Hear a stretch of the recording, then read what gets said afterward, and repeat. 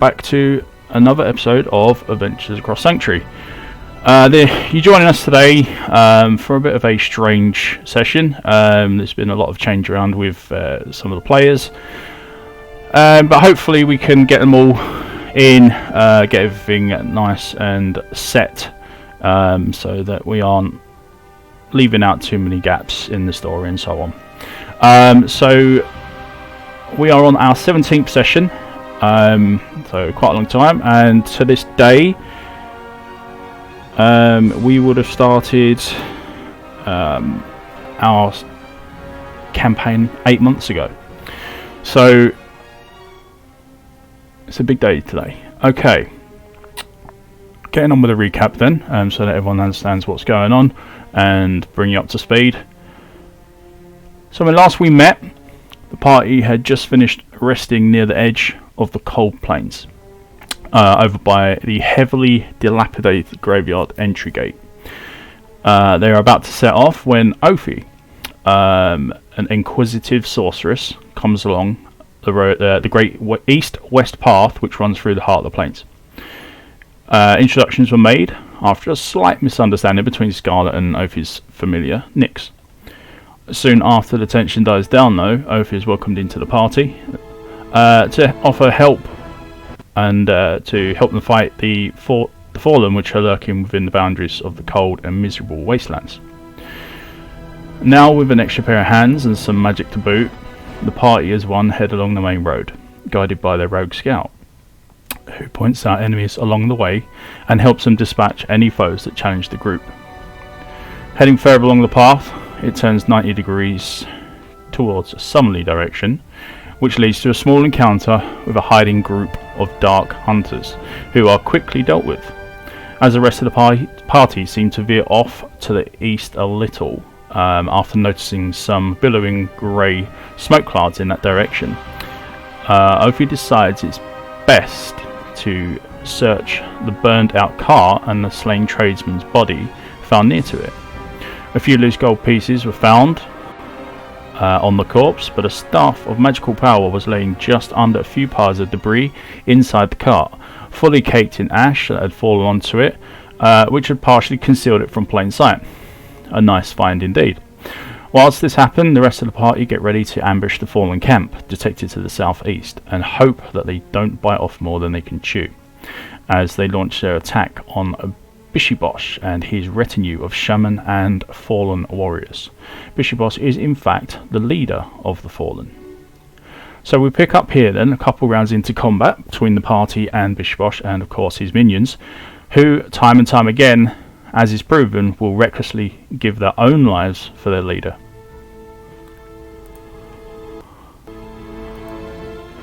Okay,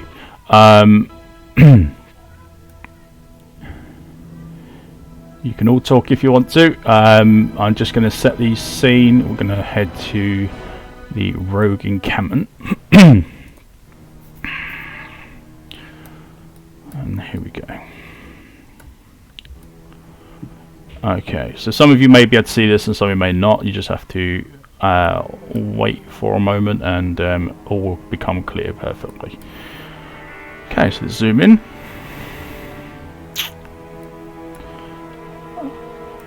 The time is roughly, I believe, 8:30. Let me just check. 8 o'clock, so it's roughly around 8 o'clock. This is in the evening time, so the daylight is near enough gone at this point, what with the added extra of the darkened clouds making it very hard for light to pierce through. When we have 2 new arrivals followed by a third just coming in from behind. So first 2 arrivals, we have our barbarian and we have our paladin. So you're just walking into camp across the bridge after you've headed to Conduras for whatever reason you have been given or whatever reason you've decided to do. For now, you are greeted at the gate by a couple of the rogues, the scouts, who are guarding the bridge at most times. They instantly recognize you to be different, obviously not monsters, and quickly move towards you and and initiate conversation with you. So the rogue that's closest to you, she says, "Oh, hey there. Have you come to help us too?" And this is directed towards Iana. Let me just check, and also Xerxes. She looks over your shoulder, Xerxes, as she does so, and then points behind you and says, "Is he with you?" And she's pointing to. At this point, she will be pointing towards Zayor.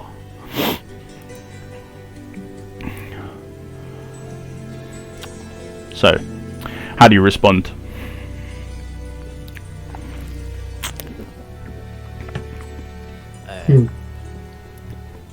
That's a good question. I start approaching the group. I start approaching the gathering, and I say, "I don't know them. I heard that Kashia is in this camp." Oh, you know our leader, Kashia. And her eyebrow just slightly raises. Not really suspicion, but more just like a sign of recognition. So I was like, "Oh, yeah, she is in our camp. Without her, we would have been lost a long time ago. So, how do you know her?" I have my informations. Okay. Well, as long as you're here to help and not cause trouble, you're welcome. I'm sure Kasha won't mind you doing it whatever you need to do. You can always go and introduce yourself to her. She's currently stood at the centre of camp. You can find her over there. I will do so. Okay. Well, he's gone. Okay, and you two, are you going with him, or are you going to stay and chat with me and keep me company for a while? I will just respond with that I do not know the other one who just went away, and that I am on a path to find myself, but that I will see where the road will bring me, and where nature will guide me. Okay. And I will respond with, I was sent from my Order of Paladins to see what the trouble is in the area. We've received reports that aren't good. So effectively, yes, I am here to help. Just point me in the right direction. Great. Okay. And she kind of points like behind her and says, "Yeah, you can find Kasha in the center of the camp. She can tell you more. But for now, I'll introduce myself. I'm Aurora. My sister Blaze is not here at the moment. She is out helping another group of very helpful and trustworthy adventurers. So hopefully, I don't know, maybe you might meet them along the way. But go speak to my leader first and go from there." Thank you, I'll do just that. Alright. And I will do the same. Yep. Alright, it's a short walk to the centre of camp. There you go. You guys can move yourself over to Kasha.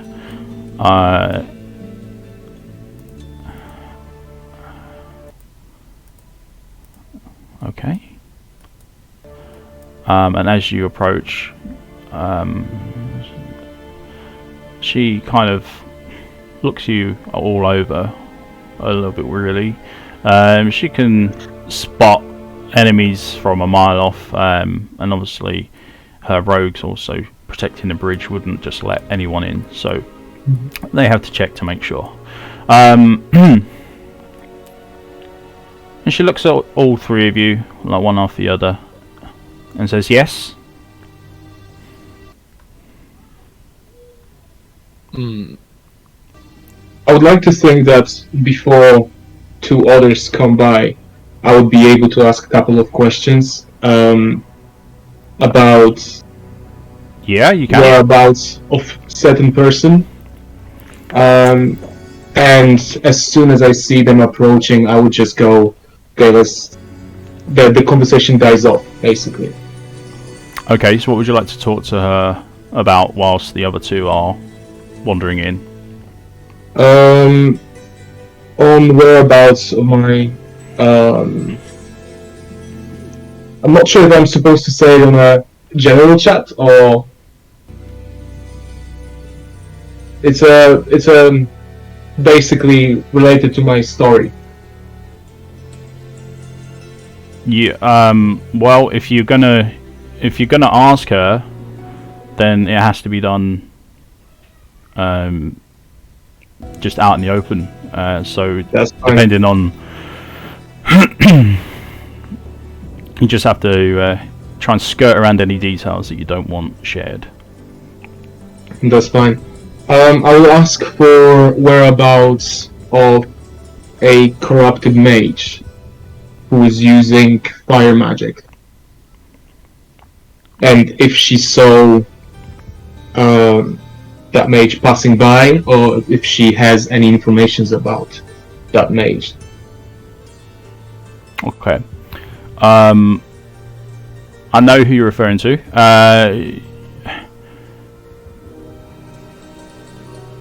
As soon as you mention corrupted mages, she kind of rolls her eyes and says, "There are plenty of corrupted mages.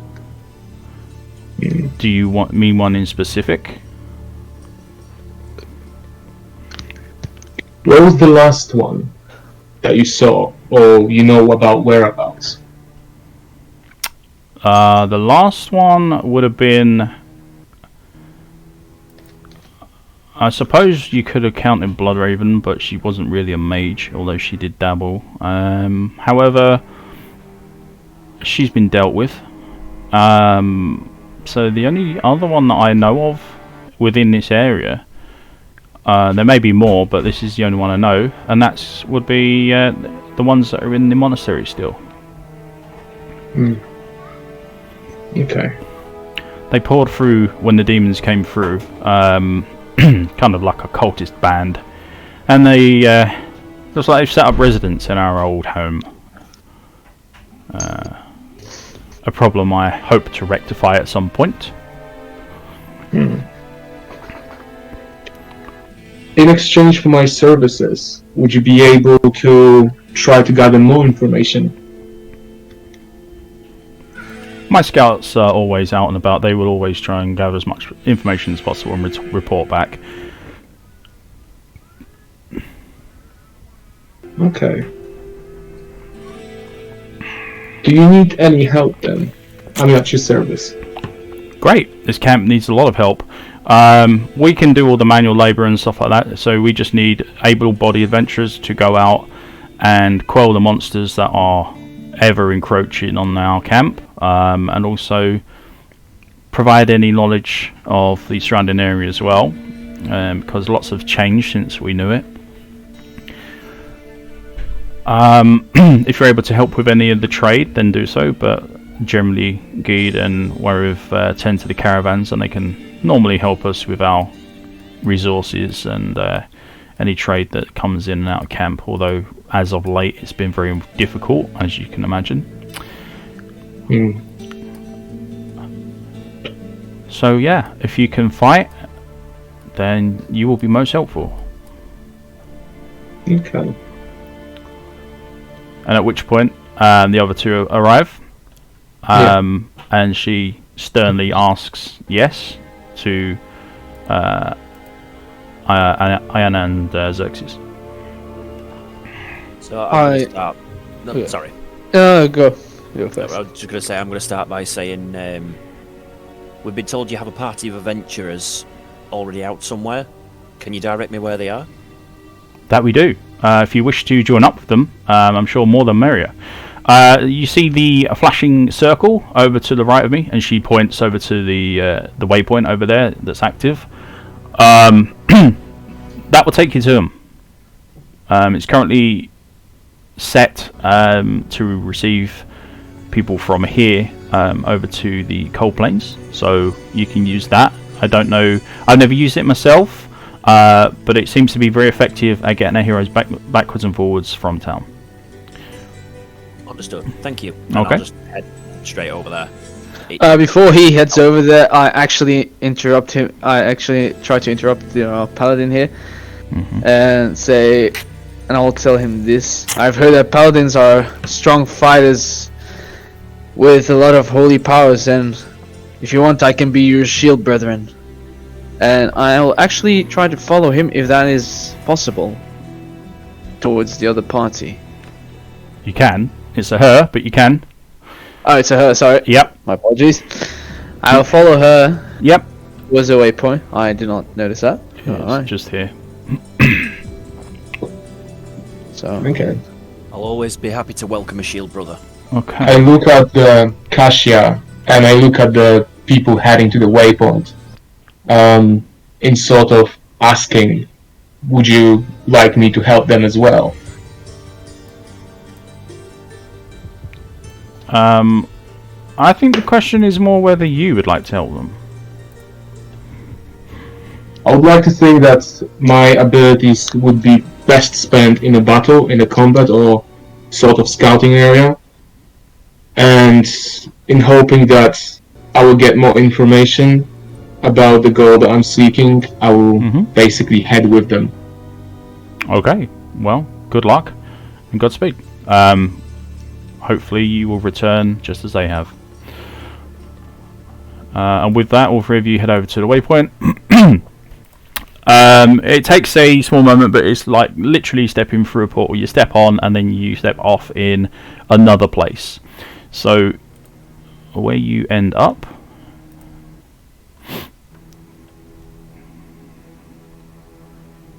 is... I don't need that anymore.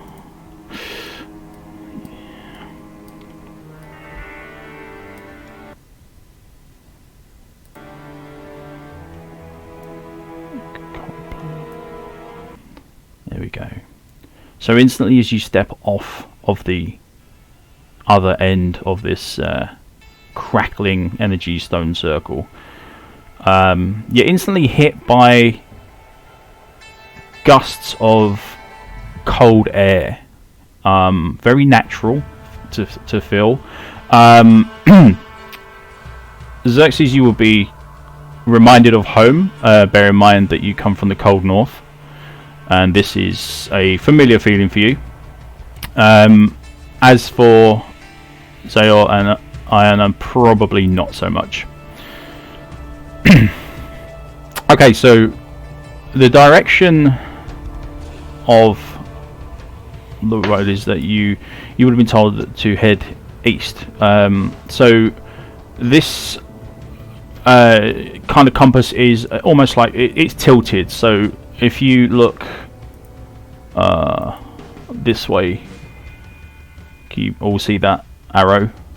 Yep. So Yes. that would be your north direction. So this Oh, would be northeast, east, and so on.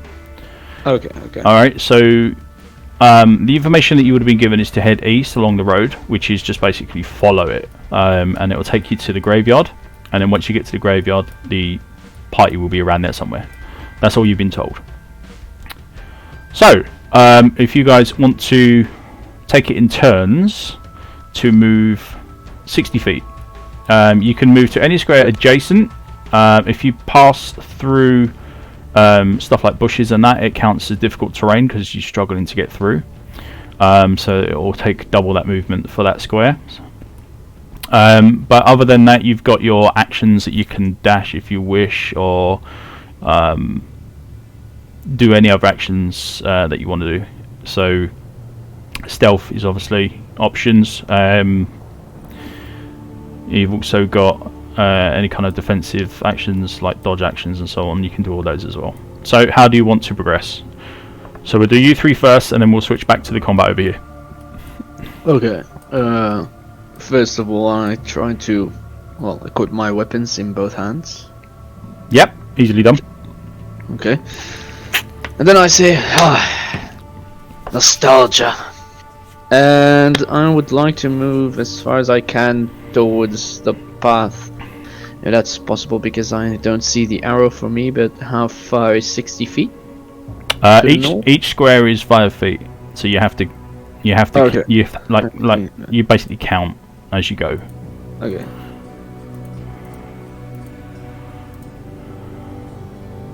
So that's already 30 feet, I think. Yeah, that's about 30 feet. And 35, 40, 50, 55, 60. So I'll be like 60 feet ahead. Yep. Alright, so you are basically travelling off to the side of the path, but following it still. What you see is what you see. So that body is there. It's all total fizz rep. Okay. Alright, so if you want to wait, other two, what are you guys doing? Are you doing any actions, or are you just going to move? I'm just gonna move. Okay, move away. You've also got 60, and Zero, you can also move as well.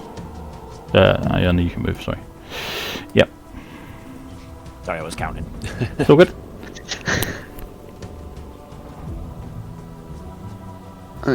Okay.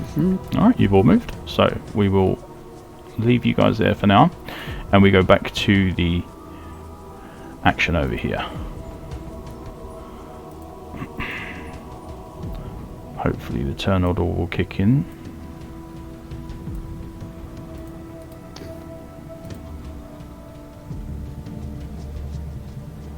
Okay.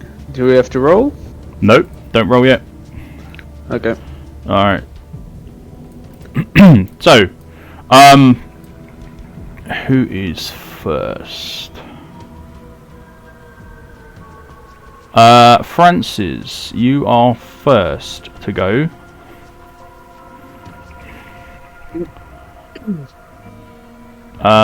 You do heal if you are damaged, then you do regen a hit point.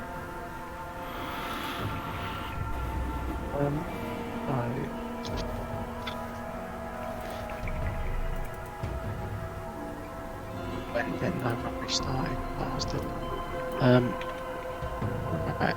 So I can't remember, Danny. Did we say disengage was an action only for rogues? Disengage is a bonus action for rogues.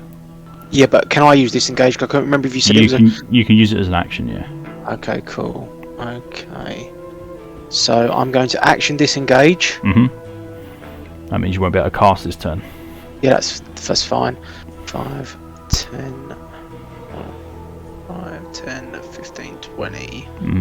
So I can do that, and then if I do that, I'm still within 30 feet of my glorious little skeletons. And then I'm going to have... Right, whereabouts were you? Here? I was there, yeah. Yeah, 15 feet, yeah. Yeah, that's fine. Yep. That's what I want to use. I'm then going to have Bob hit this little fucker. Yep.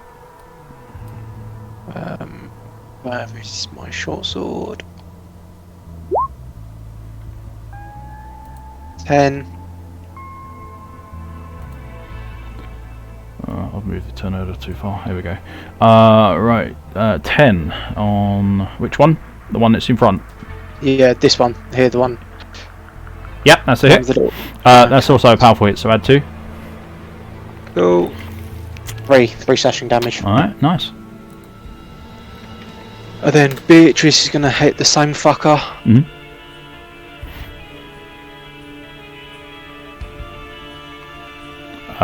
Same one is, yeah, that's going to hit. It's not a powerful hit though, so whatever you do is what you do.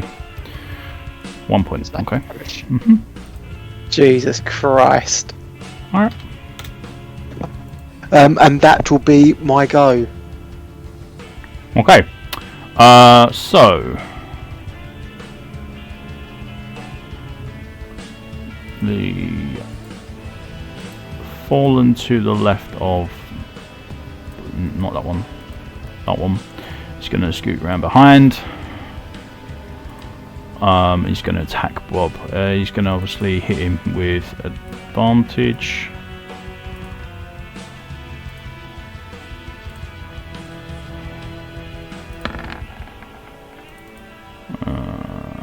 Yep, that's going to be a hit. So it's going to be 5 total points of damage on Bob.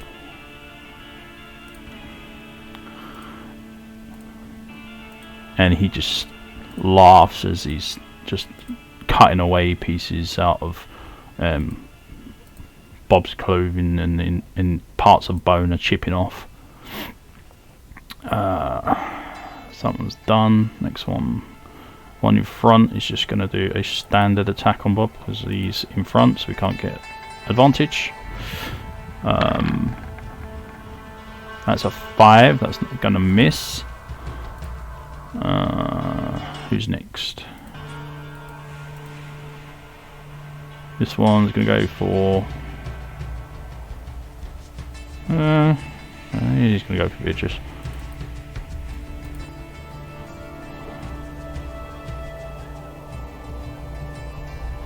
It's going to be with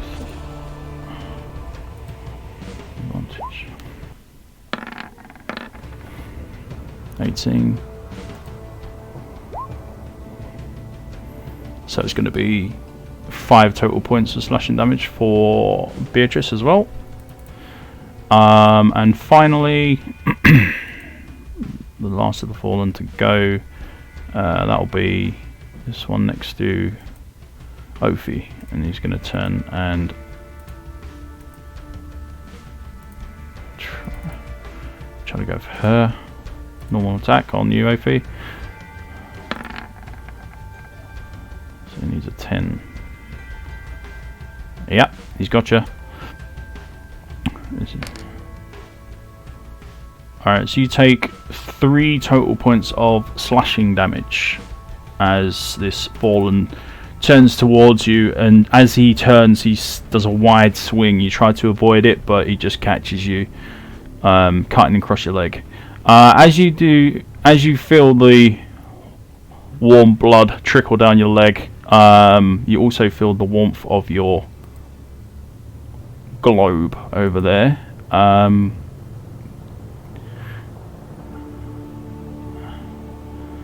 Give out its radiant energy, so you gain 1 of your hit points back that you've lost through the regen.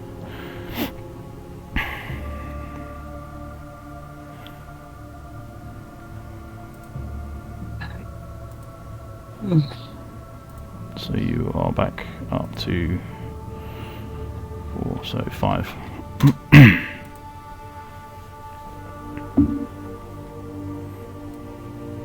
Okay. Alright. So your turn. So you are back up to 5 hit points after you've regened 1. And you've got this fallen here right in front of you, just staring at you, about half the size of you.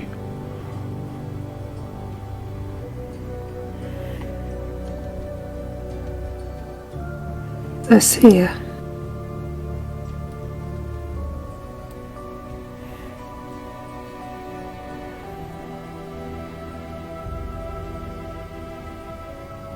Sorry, I can see like a monster in front of me here.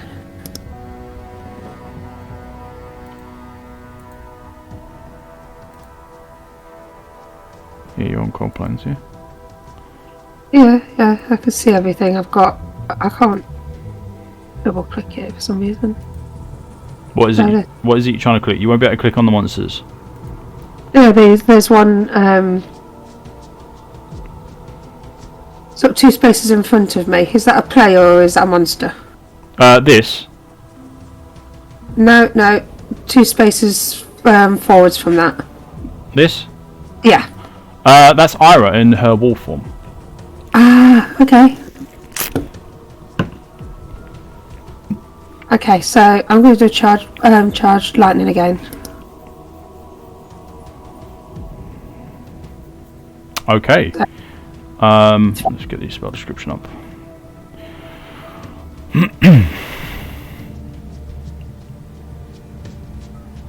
Alright, did you roll your damage? So we're going to have 3 bolts.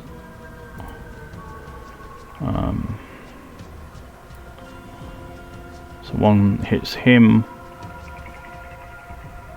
and then zigzags like that.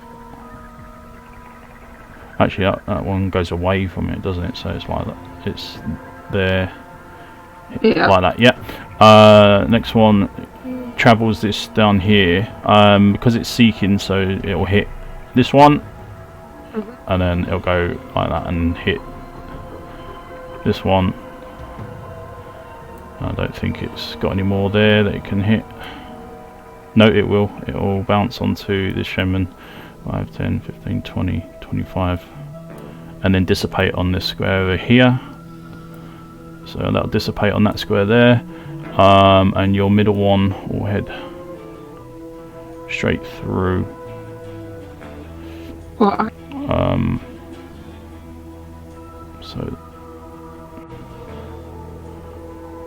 So that will go for also the boss as well. So your 2 will hit the boss, 1 and 1 will hit there, and 1 will hit. Okay, roll your damage then.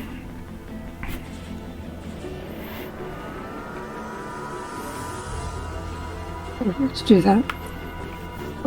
So for everyone who is watching, basically you just watch as Ophi puts her hand or leans the staff forward, and then she actually what weapon do you use? It's an axe, isn't it? No, it's not an axe. I've got a staff. Oh, it is a staff. Yeah. So so as you lean staff forward, the electric energy just kind of like spirals down the length of the staff onto the floor, and then it kind of like shoots up at a 45-degree angle, and it starts to arc and zigzag in front of her. So it looks kind of pretty spectacular, hitting a few enemies and pass as it takes a very erratic style of movement throughout this area. It bounces into 1, 2, 3, 4, 5 enemies. I had to do the roll. Where's your damage? It says lightning damage, yeah? Yeah. It says 11.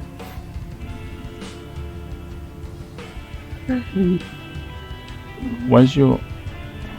Right, so what's your first roll? So it's a 2, so you do 2 points to each of those. You only roll one damage. The 3d6 is that each bolt does d6 of damage. So you do 2 points to this one. So 2 points of lightning to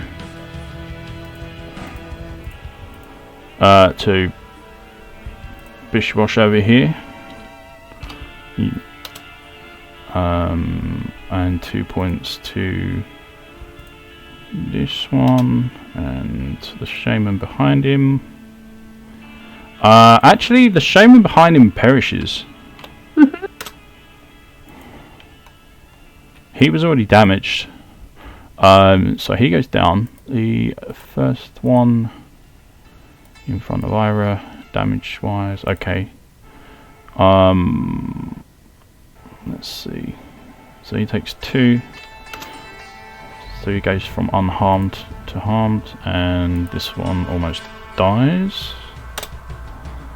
Alright, and the second shaman that you hit with your top bolt almost perishes as well. He's basically on the ground, like, kind of recover from taking a bolt of lightning to his lungs. Okay, and the rest are basically avoided. Right, well, that was a shot. 5, 10, 15. Yeah, so that wouldn't seek enough. Okay. So nice job there. 5 targets hit. Are you doing anything else? Your turn? Are you moving or doing anything else? I might move over just one place. Yes. Okay. As you go to step away, or back step away from the fallen warrior that's in front of you, he swings his sword one more time towards you. What I get? 14. And manages to clip you just as you back away for 4 points of slashing damage. That puts you dangerously close to death. Cast warmth again. Or am I only allowed warmth in one instance? Yeah, it cancels out. So if you want to use it again, you can. But where do you want it? I want to move it closer to me. All right, you can move this as. I believe you've got access to it. Controlled by. Don't let me move it. Try now. You should be able to move it. There you go. Yeah, I'll move it just behind me, so Yep. anybody who comes behind me can do that. Okay. Great stuff. All right. So the shaman that is basically struggling to catch his breath at this point. He's going to. He's kind of in a bad way. I should be out of Scarlet's path now, so. Yeah, you're fine. Don't worry about it. She can fire over you anyway. He's going to do a ditch attempt to try and wipe out Beatrice with his staff. Sorry, with a dagger. So he takes a wild swing at her. It? I don't know. I suppose it is. We'll call it a her for simplicity purposes. It's going to be a 10. I think they've got 11 AC, which is going to be a glancing hit. Which is enough to say bye-bye to Beatrice. Francis, from a bit of a distance away, you just watched as this shaman kind of rises to his feet and gives a bit of a clumsy swing with his dagger. Doesn't quite manage to get a good strike on Beatrice, but manages just to do enough to make her energy dissipate, and so she deanimates around this area. So you are down one summon. Bob, on the other hand, is still fighting fit for now. And I guess that's going to be that then. Moving on to Scarlet.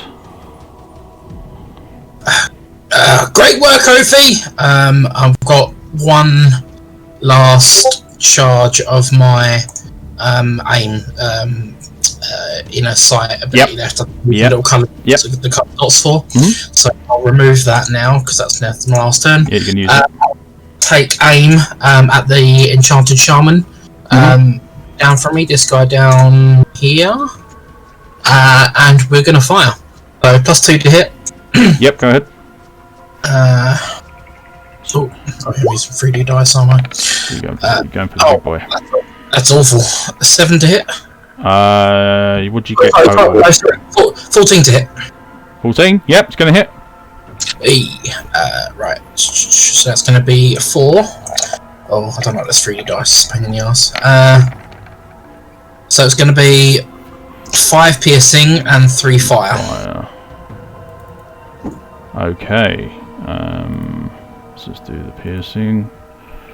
So that'll be 15. Yep. And 3 fire. Yeah. Which... Is he still standing? Which reduces it down to 0. The fire just seems to dissipate straight away. Almost as if it's absorbed into his flaming banner that's like casually perched beside him. He is still standing, very much so. Still standing? Yeah. Damn it! I should have done the job. Line up the second shot, and we're gonna fire with the offhand. So that is a 10 to hit. Yep. Oh no, that'd be a 12 with the +2. 12 to hit. Yep. 12 works. Yep. No, I don't get +2, do I? Because it's only my first shot of the round. Sorry. In So which case, then no, that will miss. But this is a glancing, so we'll take half. Oh, well, it's only 1 damage Well, then. it's 1 and 1, so that's fine. Okay. Oh, hang on, I'll just mess that up. The other thing is I need to retcon something, is that my guys are actually hitting with flame blades on top. So Ophi, your orb is back over here, and where you are is on the ground there. You will be at, well, your amulet will kick in, but it drops it down to 1 point, so you are exactly at 0. So you are unconscious, but not actually dying as such. I didn't realise Ophi was down. That's alright. Well, I've used my action now. I would have given her a potion.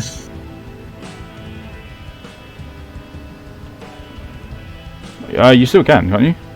No, well, unless we discount one of my shots. You got a free action.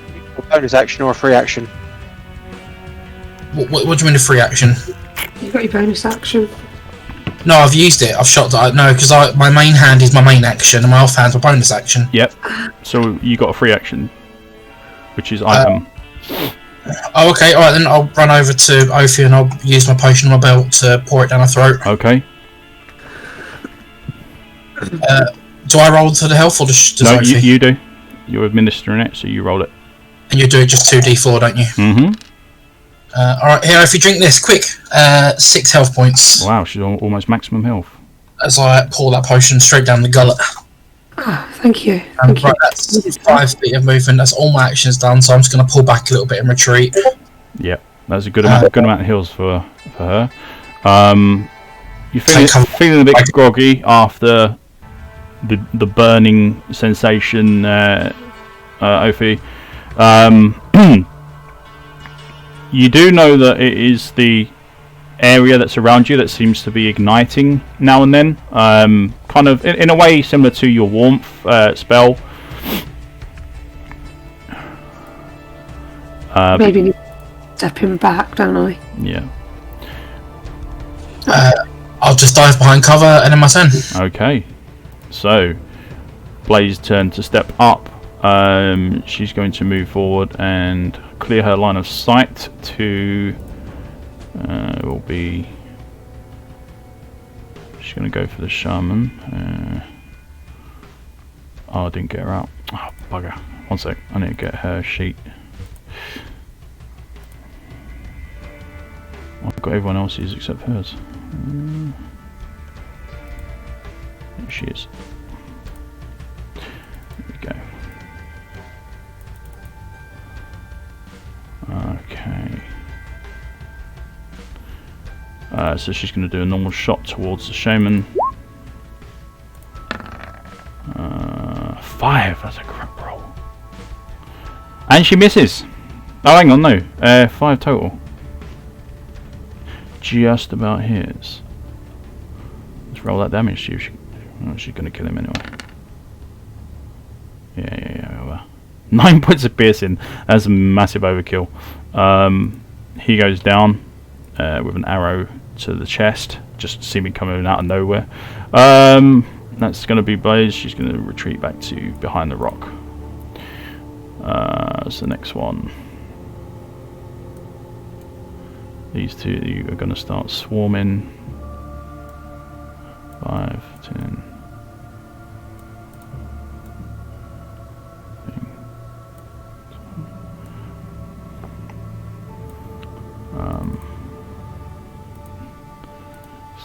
So we've got a shaman that, a fallen warrior that's going to come up and try and attack you with the sword, Ophi, but he's going to fail. This one is not lucky enough to get his hit off. And the last thing is going to be the shaman, which he's going to step next to Bishibosh, and he's also going to cast a firebolt towards. He's going to do it towards Ira because that's who he was facing before, so he's going to go towards Ira. Fallen Shaman, Firebolt. That's a nat 20. 10 and 6 and... Ouch. So, that is a total of 26 fire damage on Ira's wolf form over there. Let's see.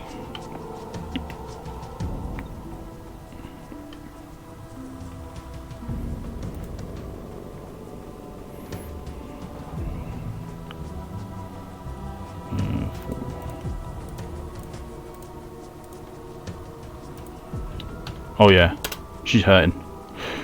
And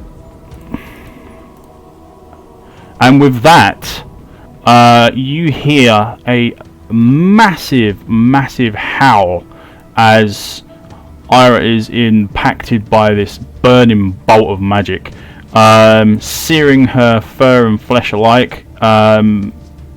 She freaks out and retreats. So she's going to use her action to disengage, and she is going to leap across 1, 2, 3, 4, 5, 6. That's 30,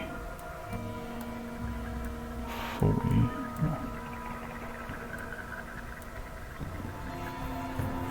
Okay.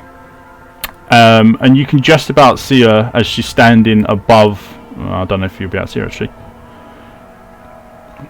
She might have gone out of view for some of you, but she just seems to have pegged it, like, completely and utterly. You don't know if the link, if the howl was linked to the damage that she'd taken, or whether it had been another reason. You know that she acts a bit strange, being a druid, but yeah. So she is out of there at this moment. He's dead, so he doesn't need to worry about coming back. Bishibosh. Let's move on to him. Okay. Well, that couldn't have gone any better. Right, so Bishibosh is going to start his turn by burning you, Ofi, for 2 points, although you only take 1. As fire just engulfs around you. And he's going to move actually 5, 10, 15. 1, 2. And as you've seen before, he slams his burning banner that he holds into the ground, and the energy dissipates from it and appears on 2 bodies that are laying on the floor, and they start to raise from the ground, bringing 2 of his fallen shamans back from death. There we go. As for everybody else, that's all he's going to do. So that's special. What's his action? DM, can I ask you a cool question? Go ahead. Glancing blow. Do I get that for my bat ability to drain MP? Yeah, if you hit, you hit. Fine, thanks.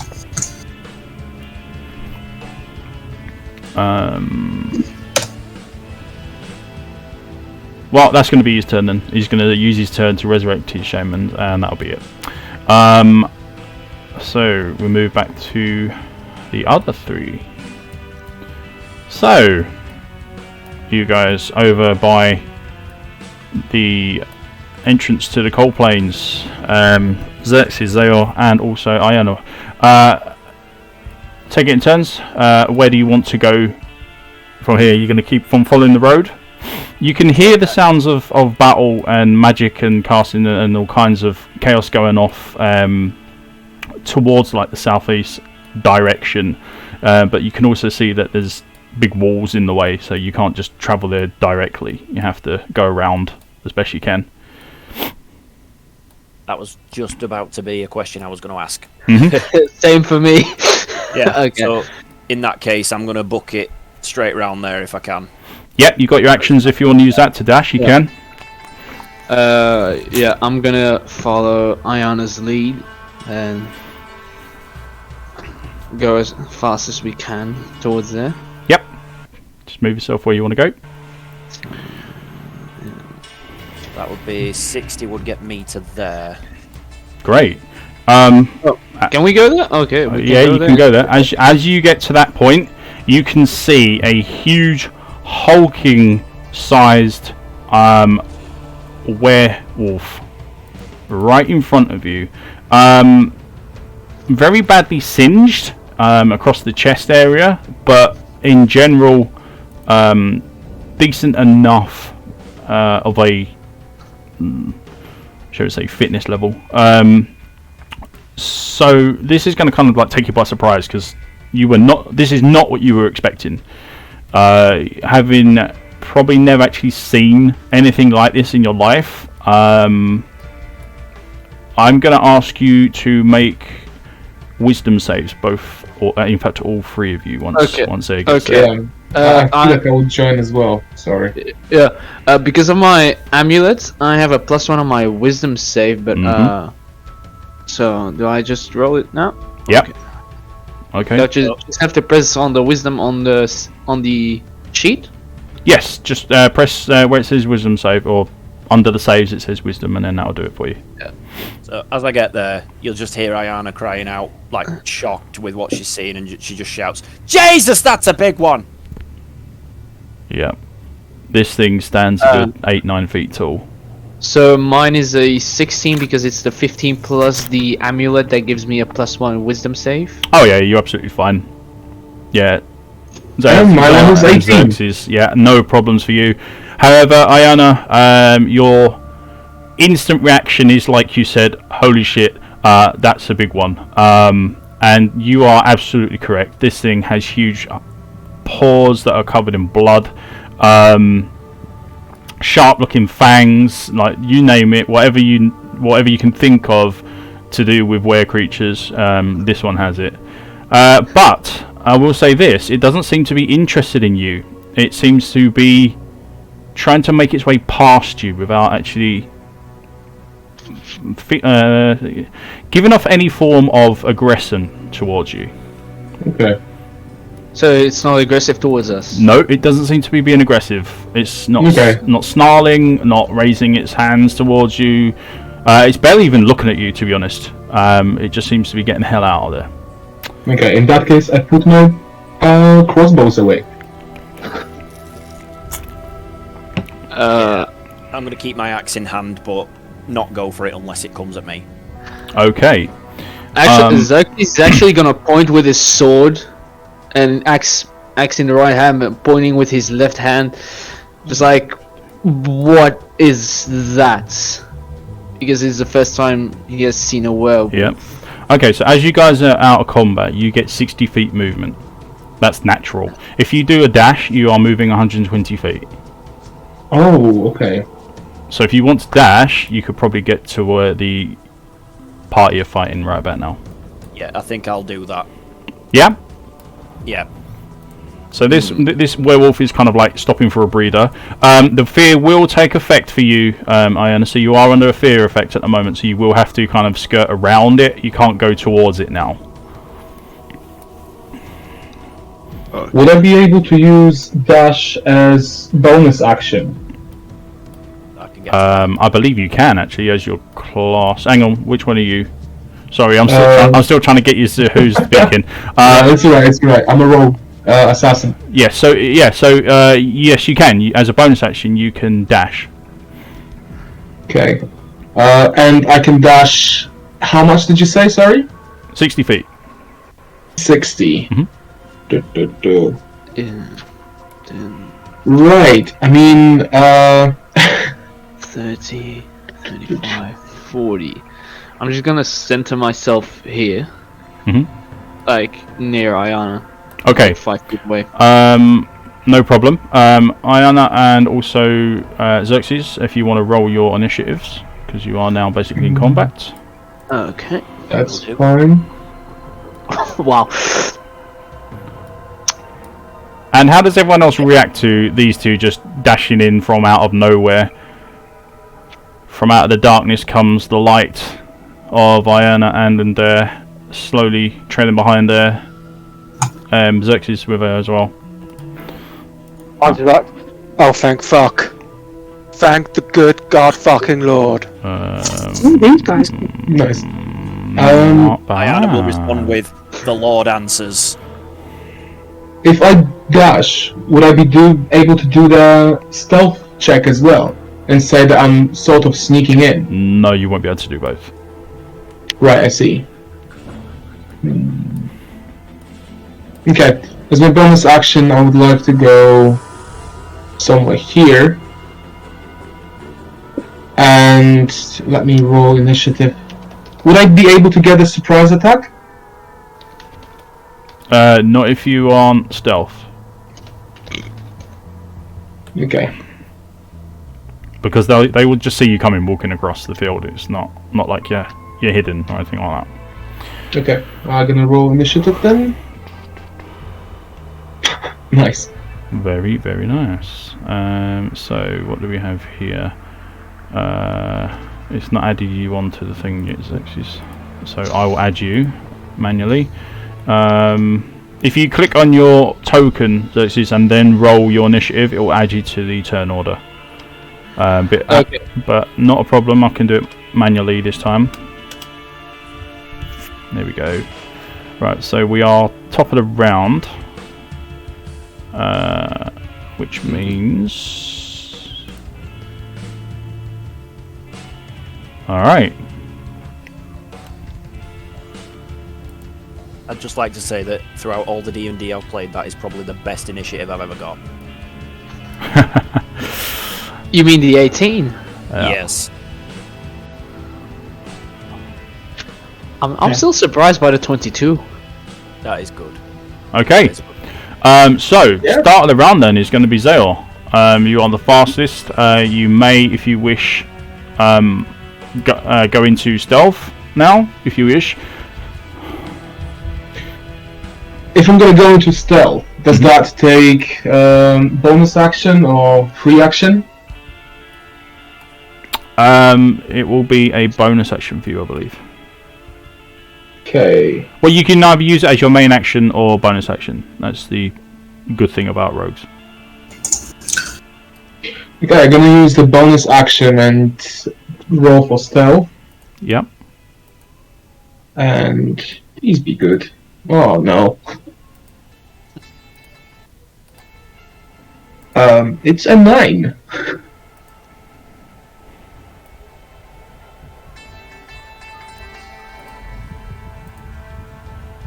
Oh, wrong one. Okay. Yeah, with a 9, that's not too bad. It's not great, but it's not that bad. Okay. I will try to sneak behind this guy. I assume that's the bad guy, right? Which one? The one I'm standing right next to? No. That is not a bad guy. Never mind. Whoever that is, you look like a bad guy, sorry. Me. Yeah. That's Francis. That's me. He's not a bad guy. Okay. In that case, I will stand here instead. And try to use my crossbow on the closest enemy. Alright. There we are. Done. Okay.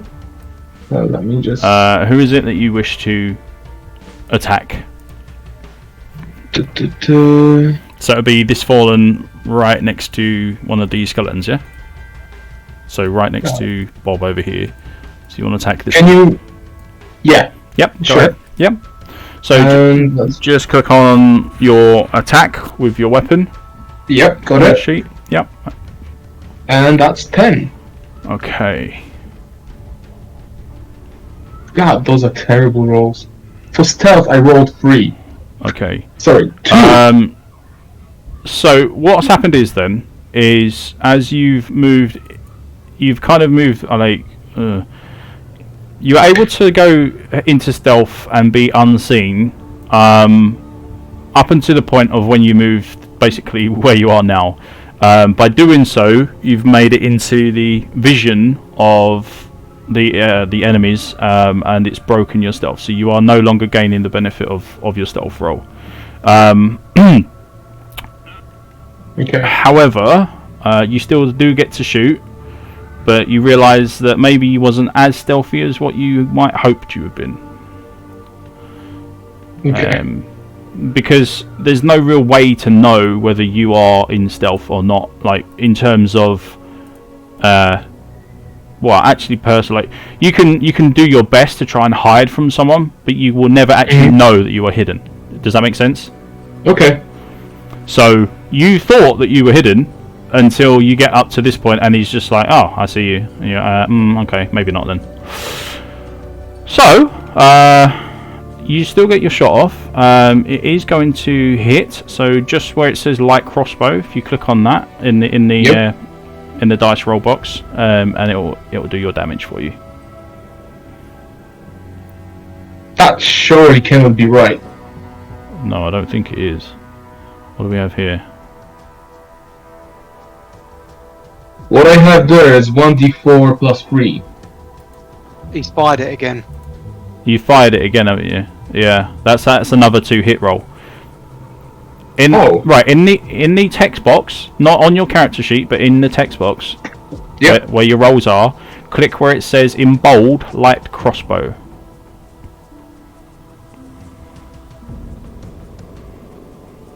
I cannot see it. Underneath the number of the roll. See, it says 10 and then 10 I feet. see. There we Okay, go. There we go. So you done 6 total points of piercing. Yeah. Okay. I suppose I don't know if you get sneak attack though or not. Aren't I within 5 feet of him, the enemy? Well, Yeah, Bob is, but I don't know if Bob. Yeah, I suppose Bob would count. They'd be paying attention to Let me Bob. read it. He's an ally, isn't he? So it would count. So yeah, so roll your sneak attack as well, which would be an extra d6. Okay, and would that be on my character sheet then? No, you can just roll it there. Normally it would be, yeah, but you can just roll it there. You can just roll it the same way. Same. Alright, so 7 total. And Yay. that is Great. gone. Well, it's a nice shot. It's so catching him in the back of the head as he focuses on the skeleton that's in front. Although he knows you're there, it's not enough. As his focus is more on the guy in front, you sink an arrow back into the back of him, and he goes down. First blood. Good. For me, anyways. Alright. And I end my turn. I don't think I have any other actions left. I think you are. No, you're done for this turn. Yeah, that's fine. Alright, Francis, you're up. Hey! So, from out of nowhere, Francis, you've got a very roguish looking chap that's decided to come and join in the fight. Said pretty much nothing, and decided that he's going to take out one of the fallen that is flanking Bob over there. So it's quite nice of him. So I'm going to look at him and go, right, I do declare that was a wonderful thing you just did. Bob does not like being snuck up on. And then I'm going to 5, 10, 15, 20, 25. And then I'm going to double check something. Yes. I'm going to do something very stupid. But that's normal course for me, to be fair. So I'm going to chill touch. Yeah. but I need to sort out my chill touch. 1 second. It's not a plus 10. It's plus.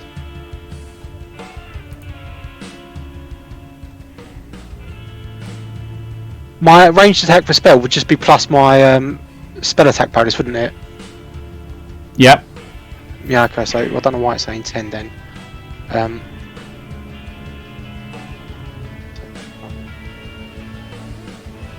That's still wrong. Absolute fucking idiots. Well, you're a wizard, aren't you? So it'd be intelligence, wouldn't it? Your casting stat. So it'd be 8. Yeah. So it'd be plus 8. Yeah. Okay, that's fine. 17. On to this little fucker. All right. Okay. Yeah, that's gonna hit. Let's see. Does he need to do it? Is it a save spell or is it just a damage? Let me double check. That goes in on a hit. No, 1d8 necrotic. Yeah. Deal your damage, then, mate.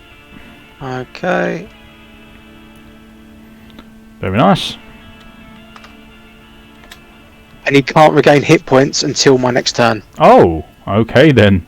Nice little extra. Okay.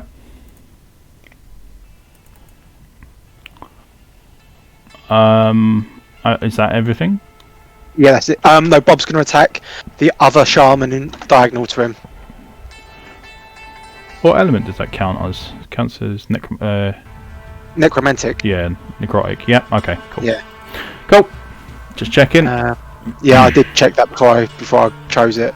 Let's have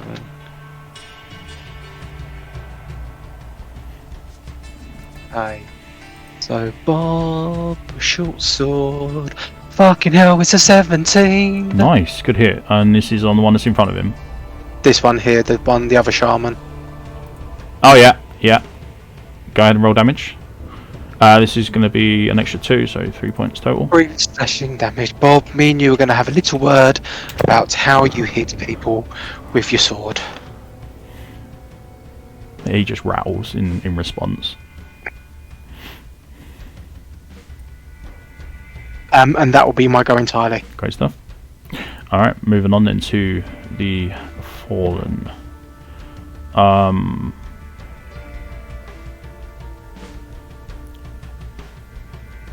Okay, this one's going to move around the side.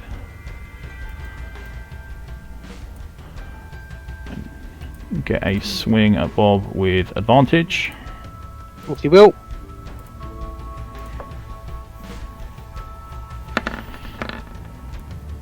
$18, yeah, that's going to hit.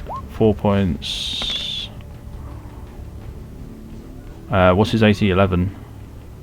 So 6 points total slashing on Bob, and that's a big hit actually for him. Next one.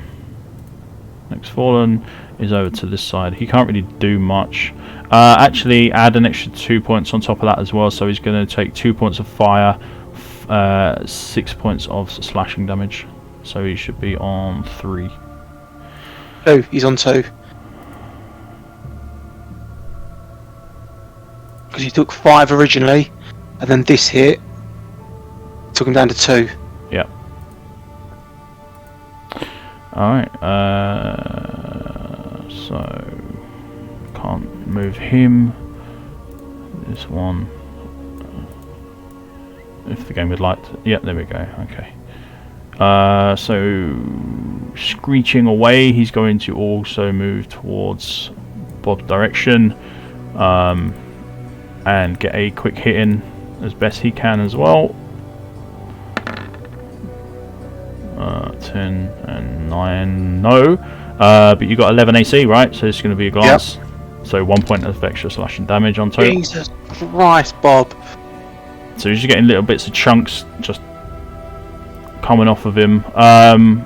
Also,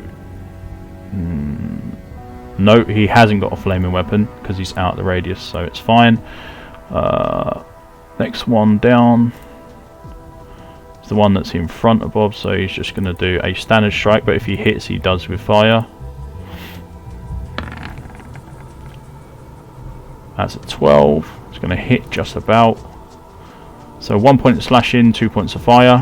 So as Bob dies, he just holds his middle finger up towards the fallen and disintegrates. Just breaks into pieces. His bones are smouldering on the ground.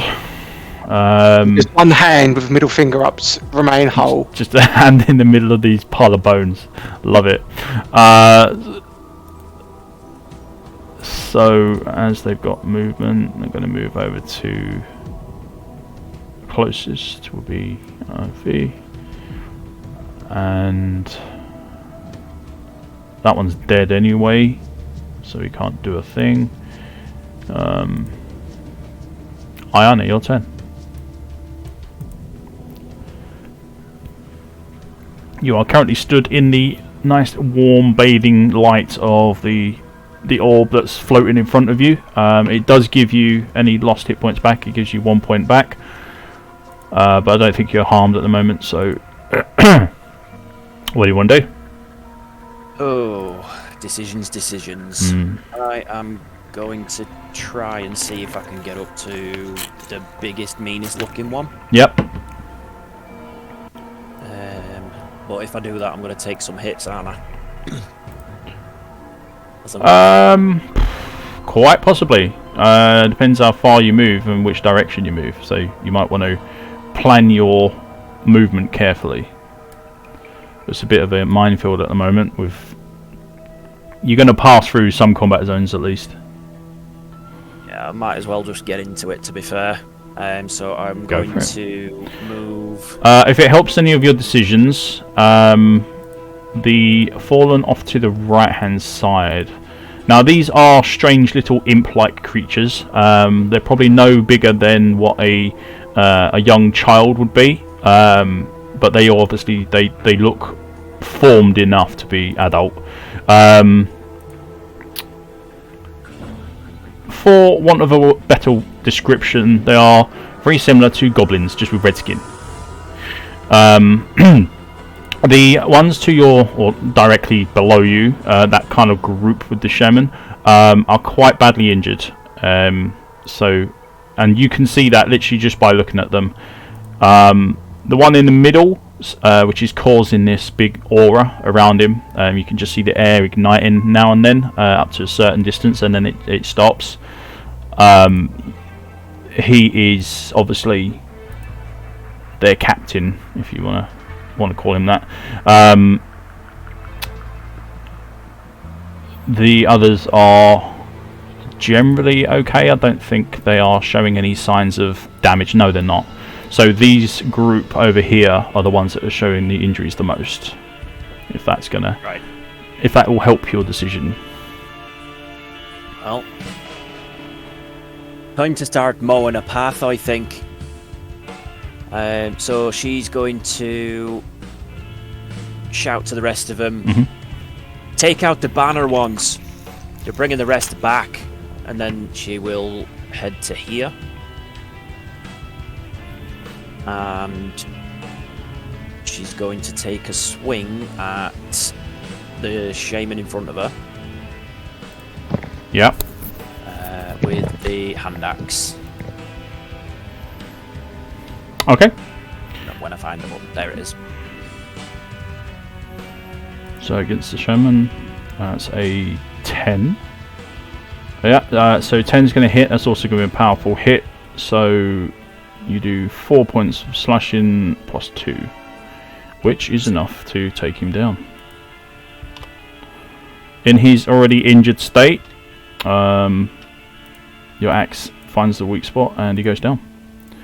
What do you want to do for the rest of your turn? So it's action, bonus action, free action. Is that right? Yep. Yep, one of each. So would I be able to use one of my skills with a bonus action? If you've got skills that allow bonus actions, yes. I do, actually, yes. Yep, then you can do that. Okay, so I'm going to burn 3 MP and cast Shield Bash. Yep. To my right, which is the... How do you do the ping thing? Just hold left click on where you want to... That one? Yep. So I will Shield Bash that one. Mm-hmm. It It causes 1 point of damage, and it's stunned on a failed con save. Of a Okay. D10. Alright, so it's D10. So it's got my con save. It's got no bonuses to it. An 8, so he does fail. So he takes 1 point of bludgeon damage as you ram your shield straight into his back. And he's now stunned. Yes, and I also need to somehow note down 2 durability loss on my shield. I'm not sure how to do that. If you go to your character sheet, there should be a number that's next to your shield which says 10. You can just adjust that number. Yeah, just adjust that number. It says 20 on mine. Does that matter? If you've got 20, then you've got 20. I don't know what your durability is off the top of my head. I thought they were... let me have a quick look. They were standard for a small shield. Yeah. Either way, no odds.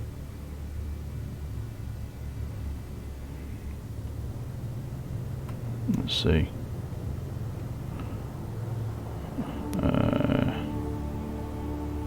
Yeah, 20. So just reduce it down by 2, so it'll be 18. Yep. Yeah, nice one. And that will be it for me. Great stuff. Alright. So after you, it is Ophi's turn. Now, Ophi, as you are starting in an area that is currently ignited, you are going to suffer 2 points of fire, but your amulet kicks in, so you only do 1. And now your turn. My turn? Mm-hmm. I am moving ever so slightly, so that's to here, because my orb is transparent. I'm going to say hello to this person here. I can't make out which one it is, so Okay. welcome aboard. Right, just stop there a second, because as you have moved away from 2 of my monsters, they're going to strike you as you move. Or try to, at least.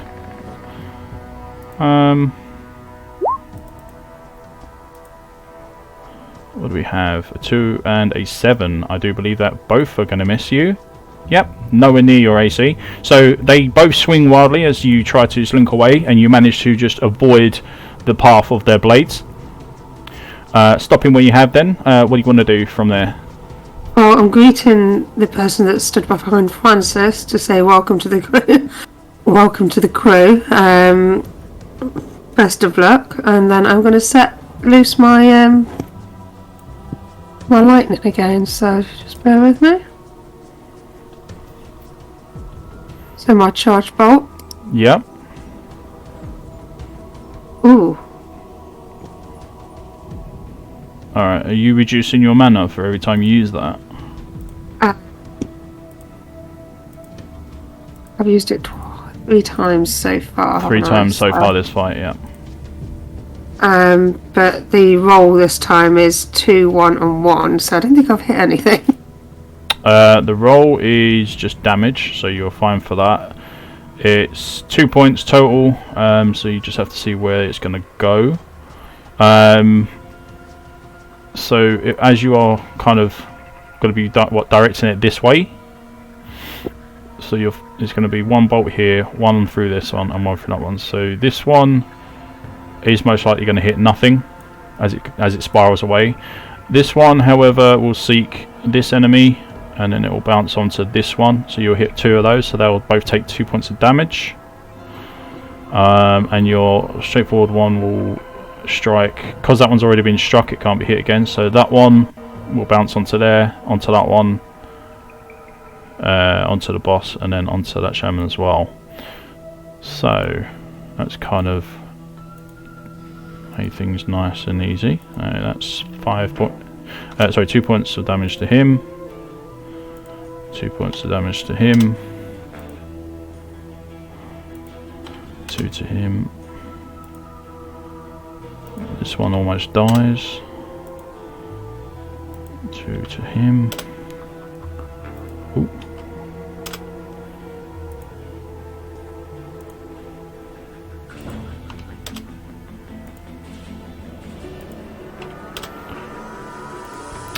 Two to the boss.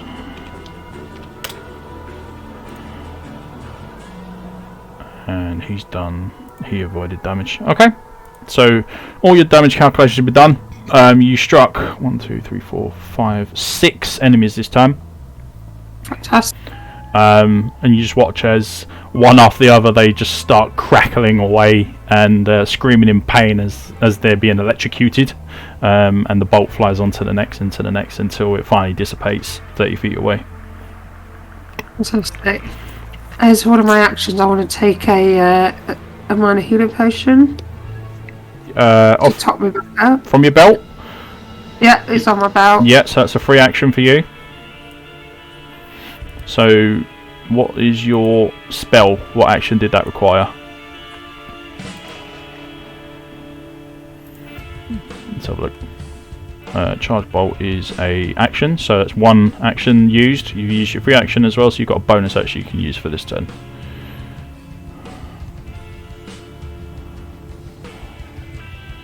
Oh, I've got my belt. My belt's got the healing potion on it as well. So Yep, that's what you're using. That's going to be your free action. So you've got a Yeah. bonus action if you want to use another one. You can. how do I use my healing potion? Just remove it and then roll to see what you've. Is it 6 MP?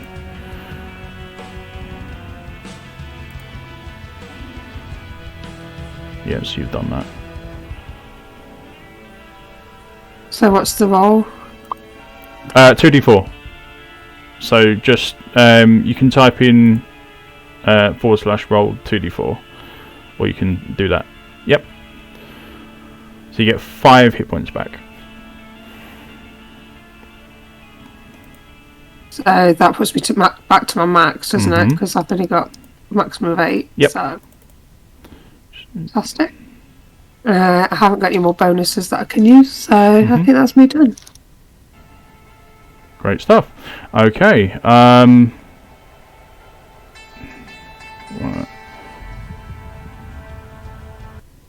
No. Okay.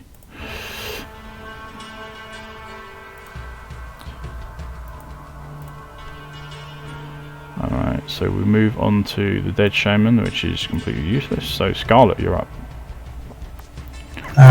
Okay, I will recast my inner eye. To give myself 3 more charges. So we'll just add my 3 coloured dots back on. Yep. There we are. I'm gonna sheath my fire crossbow, realising that the fire damage didn't do a whole lot to that fallen commander, Bishibosh, whatever his name is. Yep. So I'm going to swap hands and swap my elemental thunder crossbow to my main hand. So I've only got 1 attack because I've used my main action already. And I'll shoot the fallen with my thunder crossbow rather than the fire one. All right. So as you are switching weapons, I'll count that as a bonus action because it is like swapping out weapon set. So that'll be your bonus action. So you can do 1 shot with your main action for your lightning crossbow. Oh well, maybe I can't do that then because I'm also recasting Inner Eye, which is a bonus action. Yeah. So you won't be able to do all of that in one go. Right then. I guess I'll just shoot. You can swap and fire and not cast if you don't want to. What condition is he in, Bishibosh? Oh, he's fine. He's fine. Oh wow. He's fine. Yeah. God. Right. Okay. That's not good. Oh bloody hell! I'll just keep shooting. Yeah, I'll just shoot with that. I'll still cast. I'll use the main crossbow. Okay. So that's +2 to hit, 16 to hit. Yep, that's the hit. Powerful hit. And that's going to be 7 piercing and 1 fire, but the fire's probably done nothing. Fire just fizzles out. Yep. Okay, I'll take 1 of my charges away, and I can't shoot again, so I'm done. Okay. How much money did that cost me? Blaze. Blaze is going to step up. Look around. She's going to go for... where's her aim? 5, 10...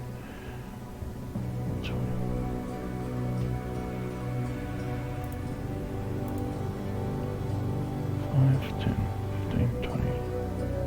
Yeah, so she's going to go for the shaman next to the big boss.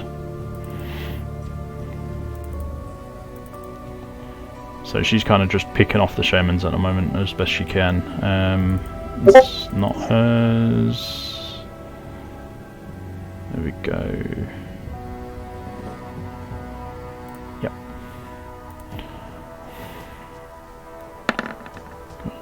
Alright, so 13. That's going to hit. That's going to be a powerful shot. So 7 total points, and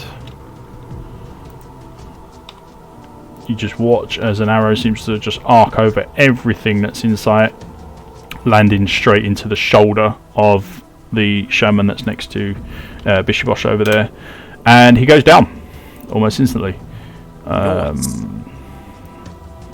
Blaze does a bit of a power fist bump in the air and steps back behind cover, getting ready to fire again. So she's used 2 arrows. Cool. Okay. So that one is just been wiped out, so he's not going to get go. Fallen. It's going to move in.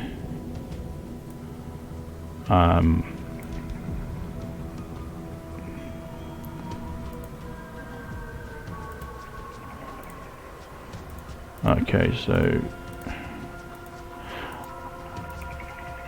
which enemy would you be facing, Iona, at this point after you've killed the shaman that's in front of you? Would be that one. You'd be facing that one. Yeah, I've just shield bashed that one. Okay, great. So in which case then this is going to be an attack with advantage against you from the fallen that's just moved up. Okay. I don't believe that's going to hit your AC, so you are safe. Remember, if you got a shield, you can always call out your reaction straight away as soon as I announce the attack. Yep. My AC, by the way, is showing as 11. You should have more than that. Let me just double check.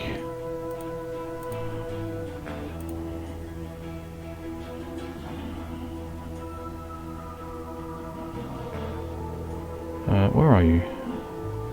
Oh, there you are.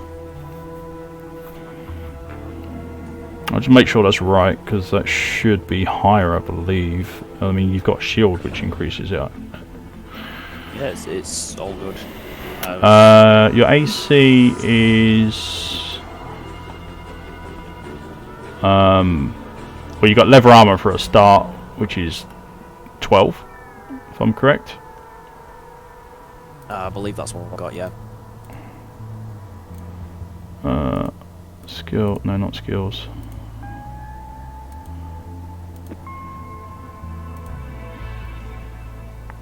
Leather armor is 12 plus your dexterity, so you've got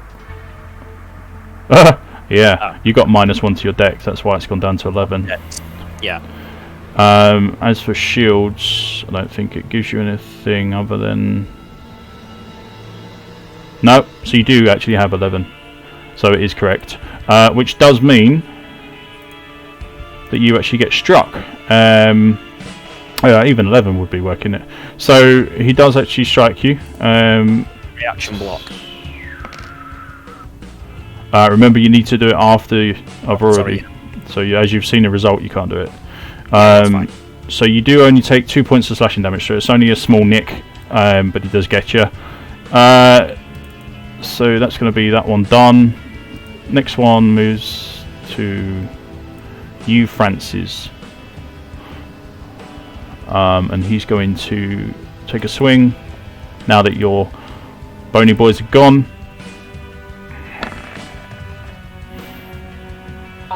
That's a 12, but you've got AC 14. because of your mage armor. So you are absolutely fine. You just watch as his sword just bounces off of your mystical armor that's formed around you. Warmth ticks down another turn. Xerxes, you're up.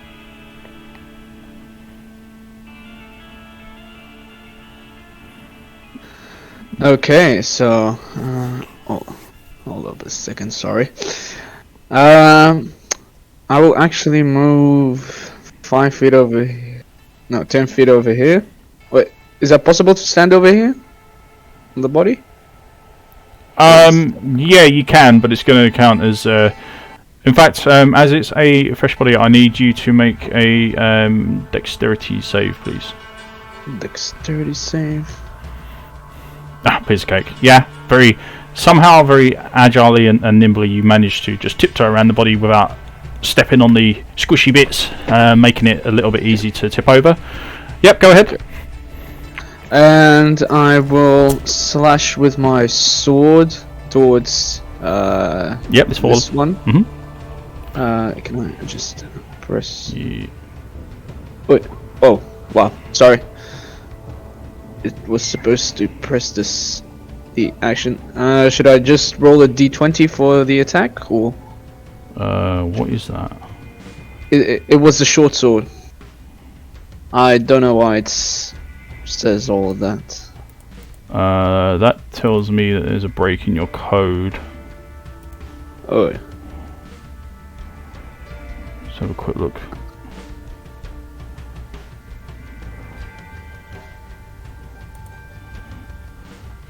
Short sword.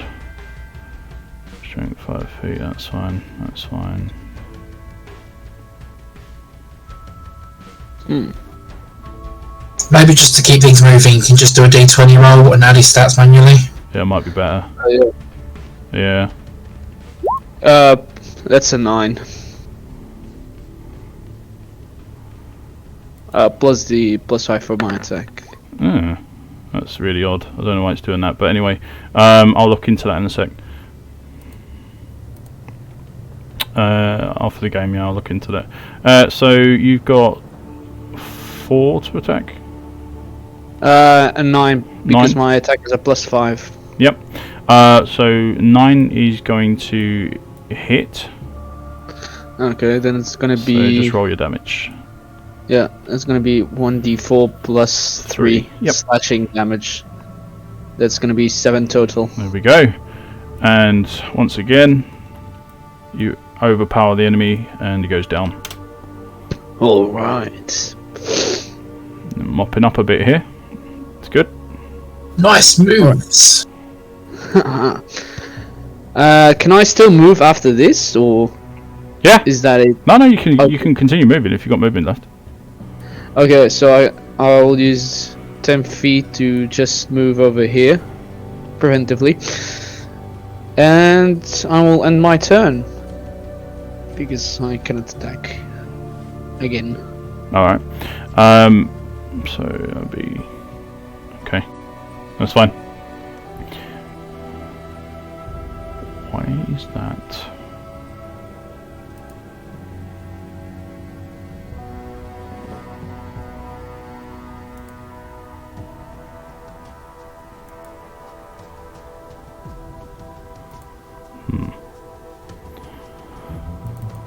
Okay. You are done. Shaman's going to move up and stand next to Bishibosh and launch a firebolt towards you, Xerxes. Fallen Shaman.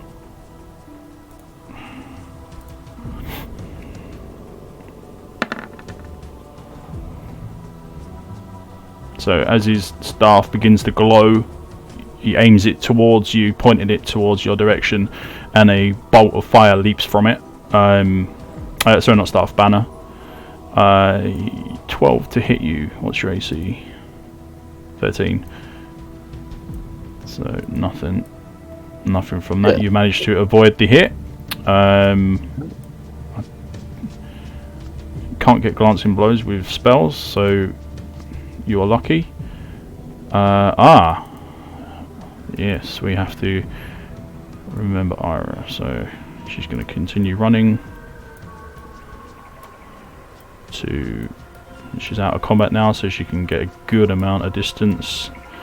And she reaches the waypoint and disappears.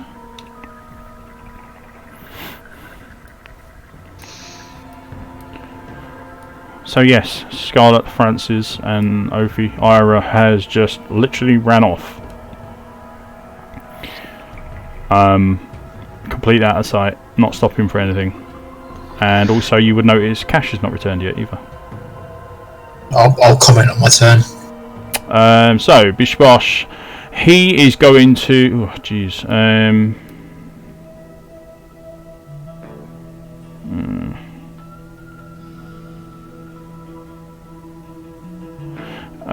He's going to launch a improved firebolt towards you, Francis.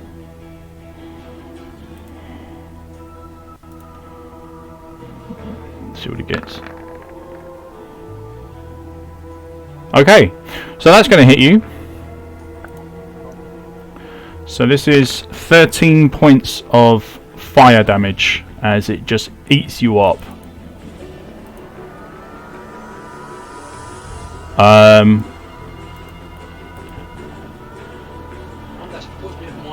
Yeah, that puts you at -2. You are down in one hit. So everyone that's just stood around or near Francis just sees as this firebolt just explodes around him and he goes down.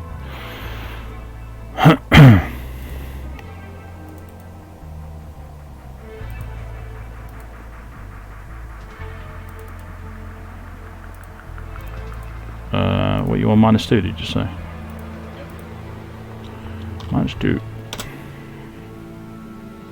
Oh, you can't do it like that? Okay. 0.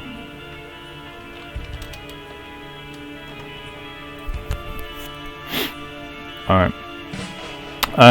So yeah, Francis goes down quite hard.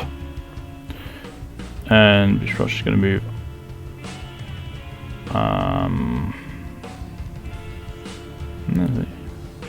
yeah, he'll move this way slightly.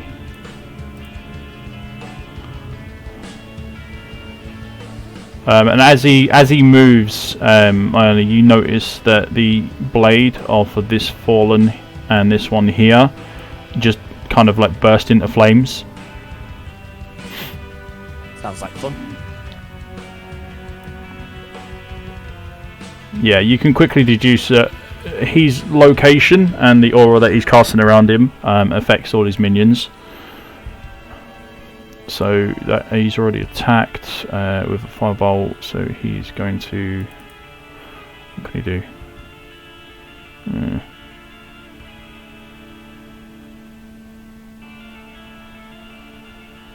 Oh!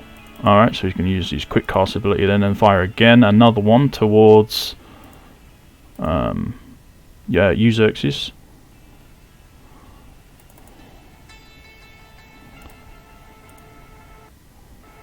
Let's see what he gets. Nah, it's going to miss. So that one literally just impacts the floor next to you and does absolutely nothing other than leaving a big mark. Okay, Bishibosh is done. Zale? Yes. There's a lot going on in front of you. Yes, there is. How do I pinpoint stuff on the screen so I can ask direct question? Is it like I can select something or? You can ping something if you want to. How would I do that? Left click with the mouse on the selector, select a move option on top left. You should be good. It should make like a coloured ring around where you click. Select move. Yep. The little arrow icon on the top left of your hotkey bar, not hotkey, your shortcut bar. Doesn't seem to do anything, but regardless, I will try to move here, and I assume that this fallen is facing a paladin. Yes, he is. Yeah, yes, he is focusing on Ayana. That's fine. Then I'm gonna attack him with my main hand dagger. Yep, go ahead. Which is going to be 25. Nice, critical hit. Okay, Nice. click on dagger. Two. Don't forget to put your sneak attack on as well. Yep. So that's 8 plus 4, and then sneak attack. All right, so the 8 plus 4, yeah. Ah, that's a terrible roll. Alright, 1. So that's grand total of 13. Yeah, 13. But you also get an extra 3 on top of that for rolling a critical. You also rolled a 1, so you can re-roll your 4. So roll a d3 again. D3? How can I do it in the chat, by the way? Do I just type in? Yeah. Roll Yeah. Yeah, Okay. / roll 1d3. 1d3. Yeah, wait, it doesn't work. Roll dash 1d3. Would that work? Nope. No, the other way around. So / first, and then roll, and then 1d3. Yeah, like that. Huh. Oh, there was a space there. Never mind. Sorry. Sorry for keep you waiting. Here you go. Alright. So we add 3 to that because of your bonus plus 3. Okay.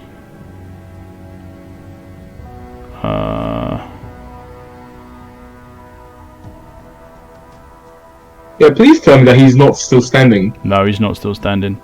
Good. We're just trying to work out your total, and I'll tell you why in a second.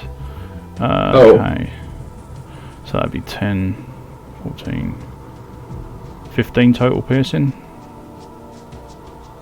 Damn. And then an extra 3 on top of that, so it's just an 18 total piercing damage. Yeah, okay. Oh, he's well and truly dead. Nice. Nice shot. Thank you. Yeah. Another one down.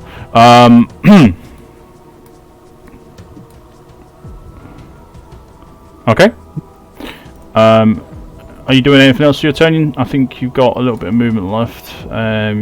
You've got bonus action. Yeah, I'm trying to figure out if I can go into stealth mode somewhere. You can. These walls are actually blocking line of sight. So if you were to find somewhere, if you've got enough movement, you can get to this rock. You might be able to like duck down between there. You just got to get out the sight of this one here and this one here. Next to, so these two. Will I be actually able to jump into the bush and just hide there? No, because they'll see you go in. Damn it. Okay. Yeah, I will try to hide behind the stone, the rock. I don't know if I'll. Where did I move from? I moved from there. 1, 2, 3, 4, 5, 6. That's your maximum movement. Yeah, I don't think I have any movement left. Okay, so you can't hide from where you are. Bonus action. Can I do something?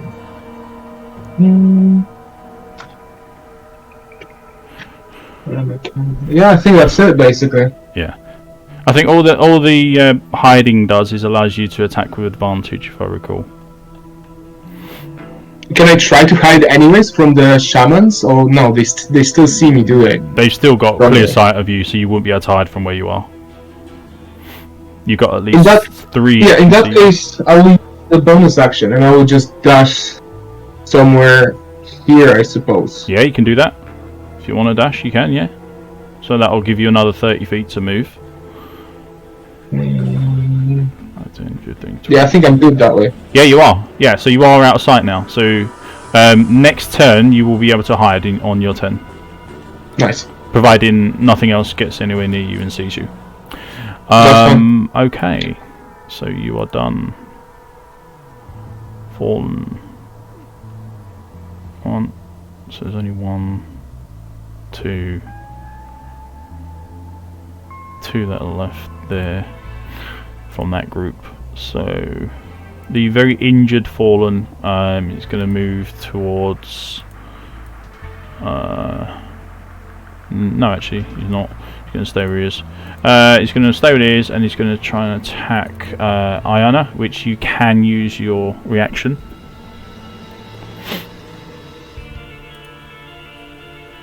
This is a advantage roll.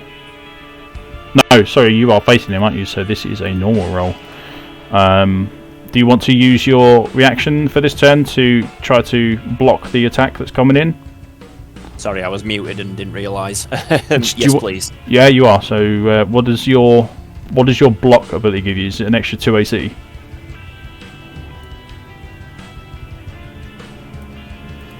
I don't have anything that tells me this. It'll tell you on your skill.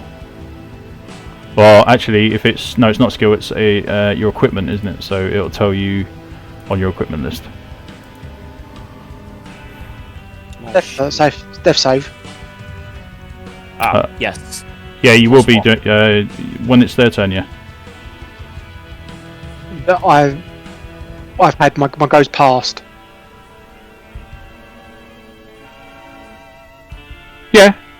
No, Yeah, so no, you are. Actually, He only just went down this round, didn't it he? has, hasn't it? It skipped you. I don't know why, but it has. It skipped you instead of. I don't know what happened. It's gone straight to the fallen instead of going for you. Yeah. So you will need to do a death save, please, Francis. Go fuck yourself. What'd you get? 9. Ah, shit. Alright, that's one fail. No, it's 2 fails. I'm already down from the last battle. Really? Yep, I got an 8 or something, I think. Okay, so yeah, you are 2, so you're 1 left. Unless someone can help you up.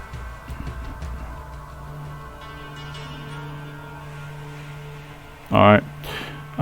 So it's going to be a normal attack on the 19, so I don't think you're going to be able to block that anyway. So getting it around your shield as you raise it up, it manages to strike you for 3 points of slashing damage. Yep. And that'll be the end of that turn. That one's down. That one's alive. That one's going for Xerxes. So we're going to continue the attack on Xerxes. Normal attack.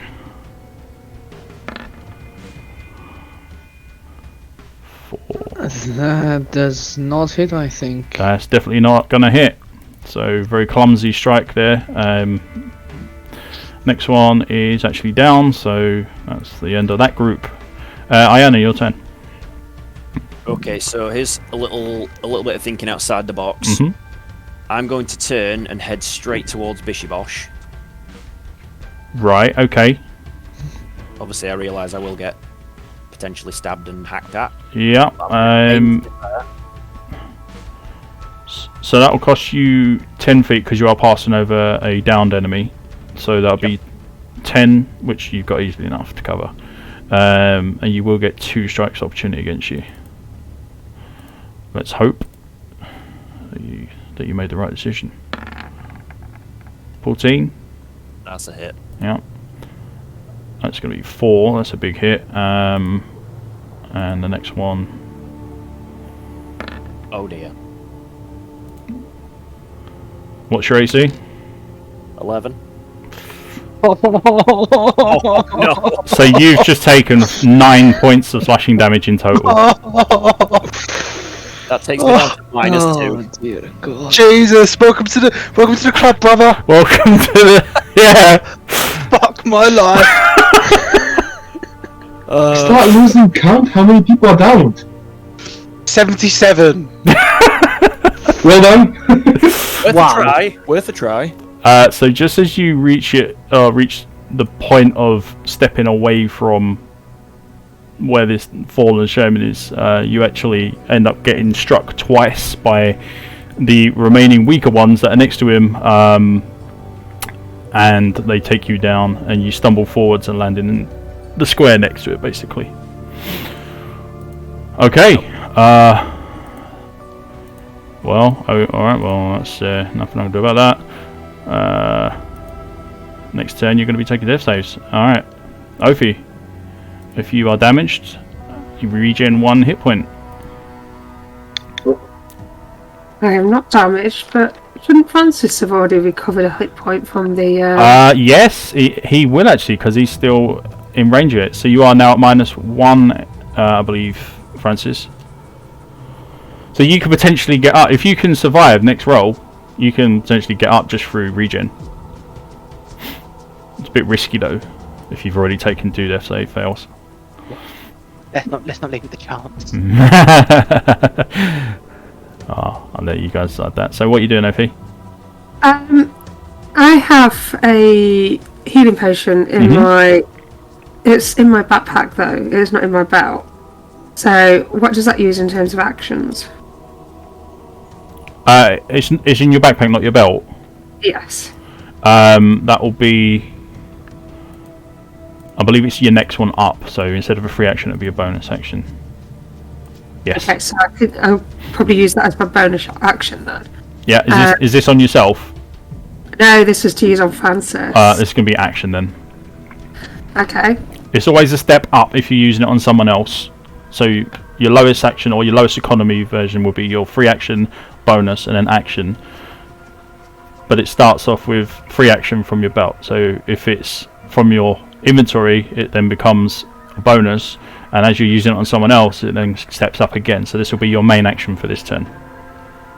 Yeah, I think we need Francis back in so we can get Bob and Beatrice back. So, well, you've got 2 options. You can attempt to help him up and help him through it, and then just give him a modifier to his roll when he does his roll. Or, I mean, it's still risky because he could roll a 1, and it doesn't matter how much you help him. If a 1 pops up, he's done.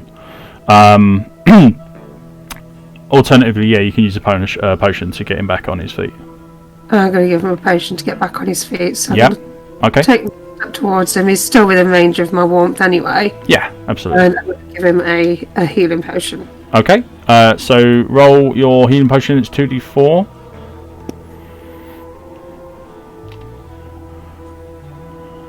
Hopefully you rolled. Yeah, that's quite a nice roll.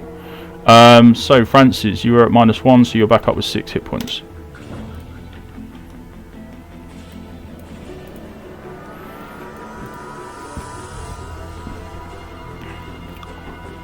Anything in your hand was obviously dropped, so you wanted to use reaction to pick it up.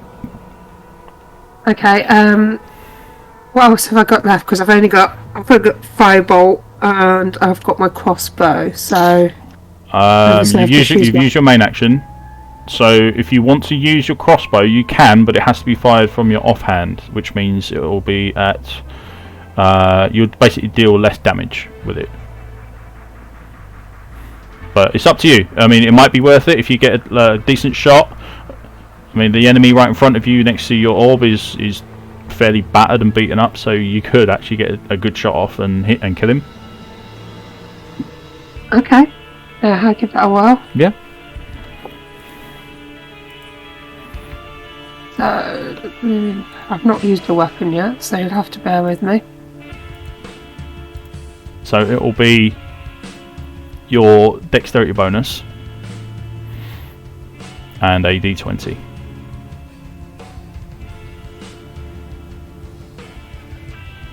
Okay, so which one do I do? Because I've got no dexterity bonus. Then it's just a flat roll for you then. So just 1d20 and hope that you get high enough to hit. What do you get? No, that's the healing. Oh, very nice roll. Yeah, this is also going to be a powerful hit, which means whatever you roll is going to kill it. Okay, well I'm going for Bishibosh. I should have said that first, but right, you're going for Bish. In which case, your 18 still works. Yeah, so it's going to be a powerful hit still. Okay, so add 2 to your damage and roll your damage. So, what is a pistol? Is it D3 or D4? Scarlet, what's your pistols? Is it D3? I think it is. My crossbow, no, it's D4. D4. Alright, so it's D4 then. Plus nothing because you've got no dexterity bonus. So just roll D4, and then we'll add 2 for the powerful hit. Okay, so you do 3 total points of piercing damage to him. He's still standing, I'm afraid. We have Francis back, so welcome back to the land of the living, Francis. Our lovely necromancer. He's looking a bit weakened, yeah, but he's still standing quite firm.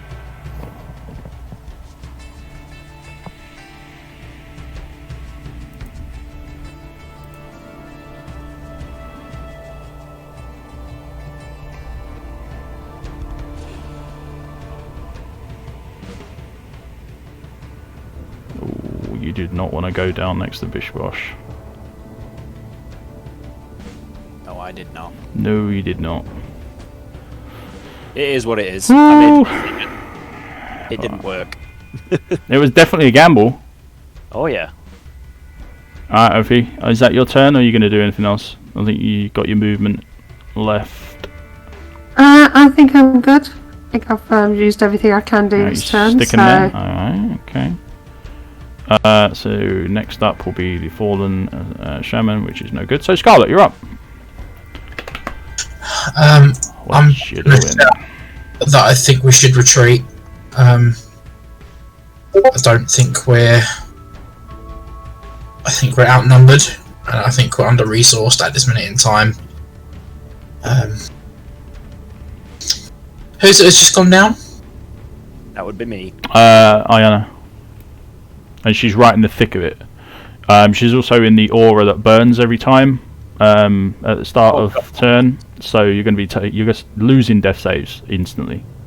DM, how far? Obviously, Scarlet would know, but I haven't been counting. How many turns would it take to get to the waypoint? Scarlet would know how far away it is from here. Well, it'll be your first turn will be still in combat, and then your second and subsequent turns would be out of combat. So you would then be moving at 120 feet. I would say you would gather maybe 2, possibly even 3 turns.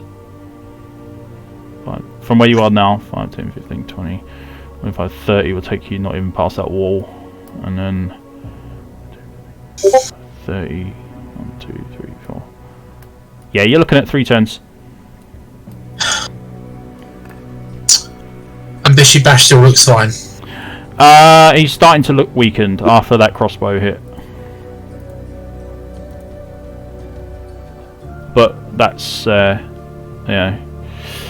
only just.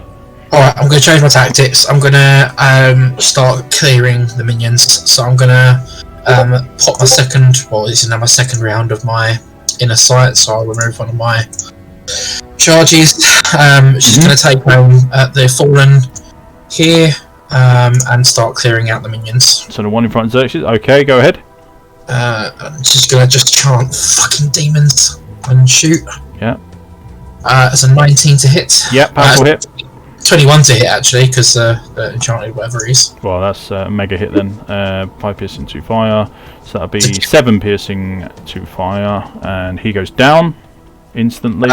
She's gonna, without hesitation, bring out the second crossbow and follow up with a second quick shot to the next one. Yep. Obviously, I won't get my advantage on this, so it's still an 11 to hit. 11 is going to hit. Yeah. It's not a powerful, but it's still a hit. Please be high. 3. Yeah. Just short of it. A powerful would have took it out. Unlucky. So you got 3, so it's going to be. Yeah, okay. Yeah. Everyone else is up, aren't they? The 2 Fallen are looking extremely weak at the front, or at the topmost ones at the moment. Everyone else is pretty much down. Let me just give myself back my mana back from my 2 shots. Yep. How far away is Ayana? 5, 10, 15. I can't get to her, can I? 5, 10, 20, 25, 30. Damn it. No, not from there. I'm going to shout. Has anyone else got a health potion on them? I actually have a health potion on me. I was planning to give you one when it's my turn, because I don't know if I can give you one outside. No, I don't need it. I'm thinking for Ayana. Yeah, I was That was one of my plans. Yeah, you can do that. When my turn. You'll easily be able to do that. Yeah, I'll just shout. I'll cover you best I can, and then my turn. Alright. Okay.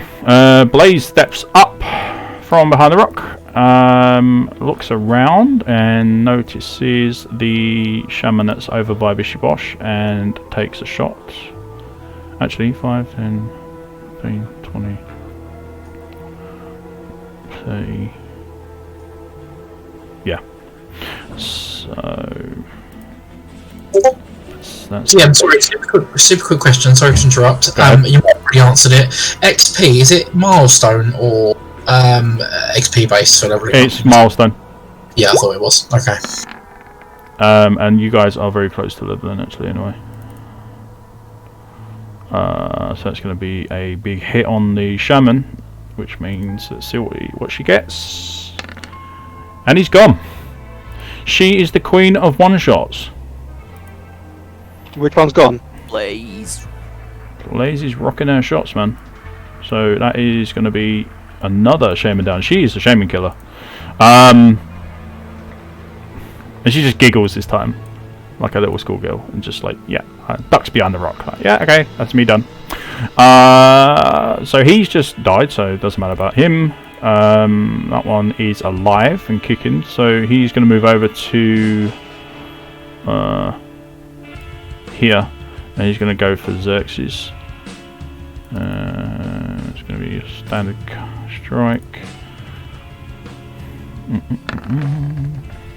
10, that's not going to hit. That does not hit. User. So he swings and it's a miss. Next one up. He's down, so it doesn't matter. Warmth goes down a turn. Xerxes, you're up. Okay, so You've just been attacked by this little runt in front of you. yeah, I'm actually gonna go to 5, 15, 20. Can I stand here, or is that not possible?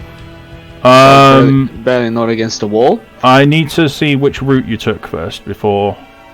So I went from here over that Right, corpse there. So that's 10, 15, but you're going to get attacked by 15. the guy who's just attacked you. Yeah, 20. Yeah, and then over here. No, you haven't, got, Ending you, over haven't there, got, nicked it. you haven't got enough. You'd be stuck on this Oh. square. So Oh, you'll have to stop here. I'd rather stop over here than if that's possible. Yeah, you can do that. Okay, so at first I'm gonna. Alright, so first thing you're going to do is you're going to burn. Yeah. As you enter the aura, it's going to take 2 points of fire away from you. The second thing is you're going to possibly get hit by the fallen who just attacked you. As you've, yeah, there you go, critical hit on him. So he gains 4. So that'd be 4, 5. Yeah, 8. So you're going to take 8 points of slashing damage as you try to get away from this fallen here. And he's like, nope, that's not happening. Bear in mind that you've also gone into range with this one. This one is also going to get an attack. How did I get in range from him? Because I thought you said diagonal didn't work, or did it? no, when you, where were you? Here. I was over here. Yeah. And I went straight here. Then, Yeah. well, actually straight through then, because he told me I either here or here. So I actually went in a straight line. I don't know how I went into. In which case, then, yeah, you've only got one, so that's fine. So you didn't get in range with this other one. Yeah. Yeah. Okay. So now it's your action. Do what you want to do. I am gonna. I want to ask if this is possible. I want to know if I can drag Ayana out of there. Yeah, you can. Okay, so I want to drag Ayana out of there because that's 10, 5, 10, 15. I just want to drag her back towards here. Okay, Yeah, Ayana, you well, can't resist this, obviously, and you probably wouldn't, but you couldn't resist it because you are KO'd. So all I need, bear in mind, are you picking up her weapon as well and shield that she dropped.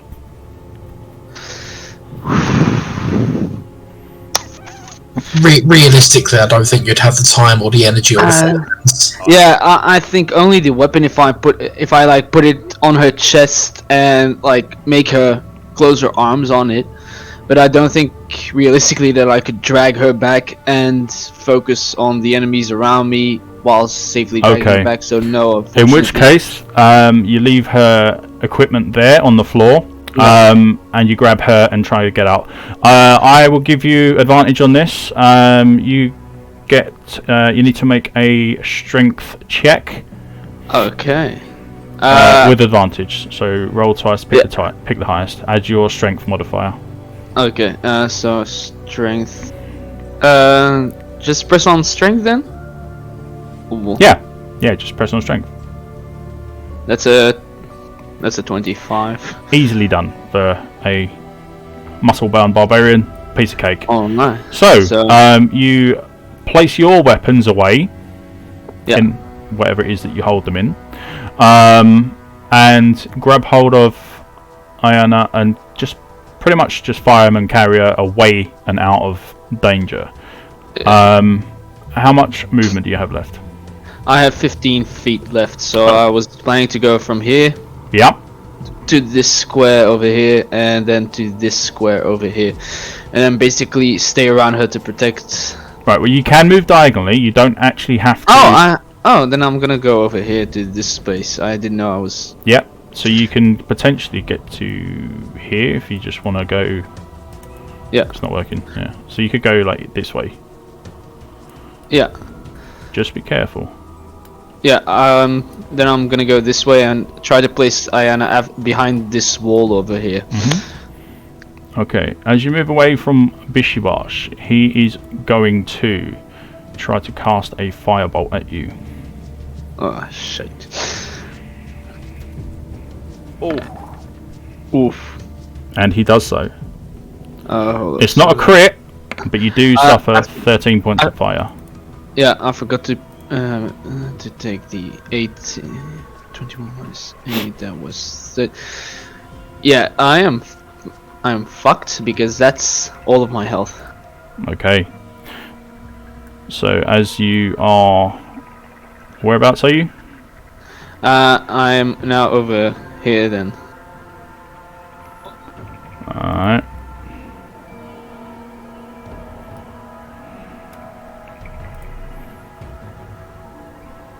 So what's your hit points at the moment?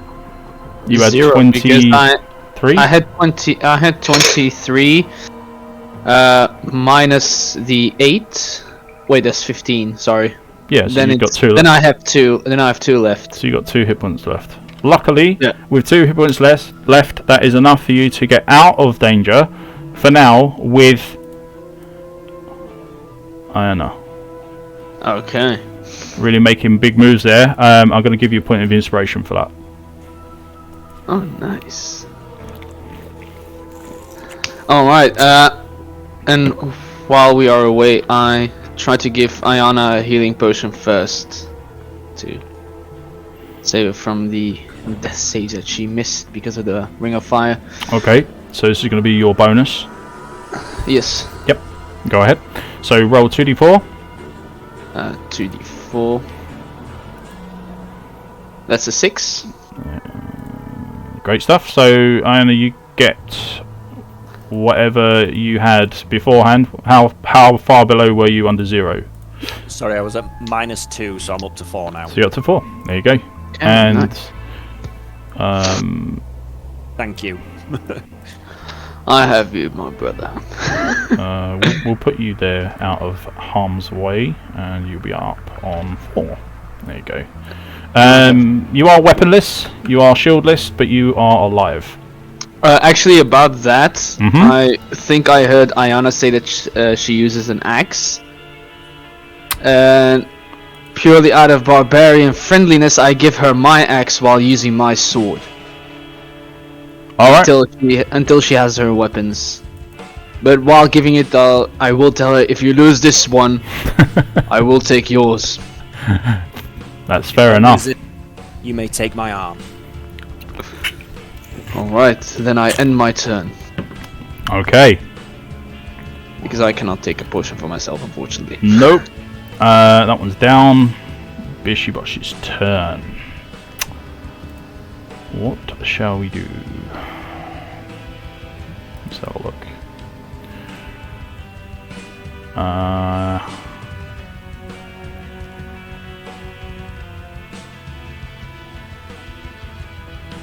Okay.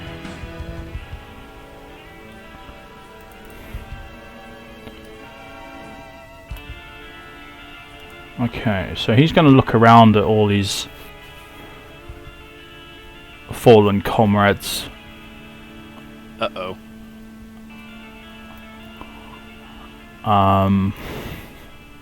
He's got 3 warriors and 3 shaman. Well, let's leave it to chance. Alright, so odd, he is going to raise his warriors. Even, he's going to raise his shaman.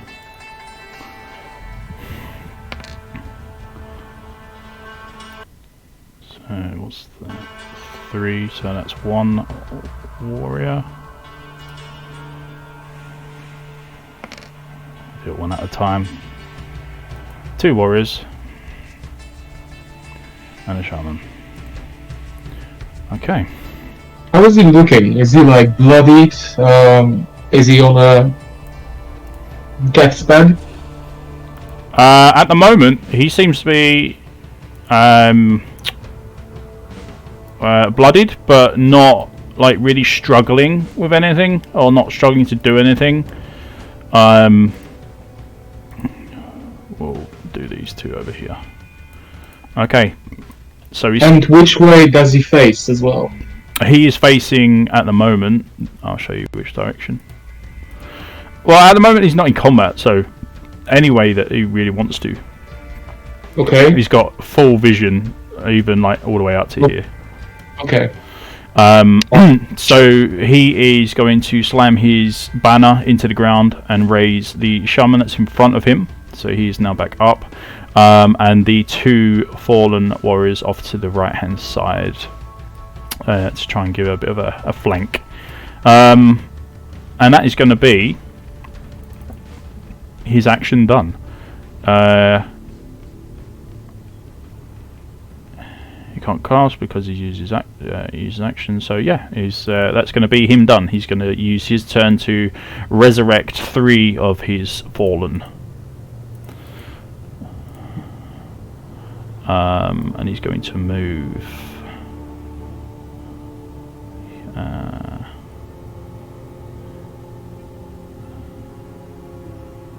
Here. As he does so, Francis, you suffer 2 points of fire damage. He's disconnected at the moment. He said his internet's gone down. Oh dear, that's a nice little surprise for him. Ophi, you also suffer 2, but your amulet kicks in, so you only suffer 1. And all 3, 4, and the knife of the shaman over here all become coated in lashing fire. And that's going to be the end of Bishibosh's turn. Zayor, what are you doing?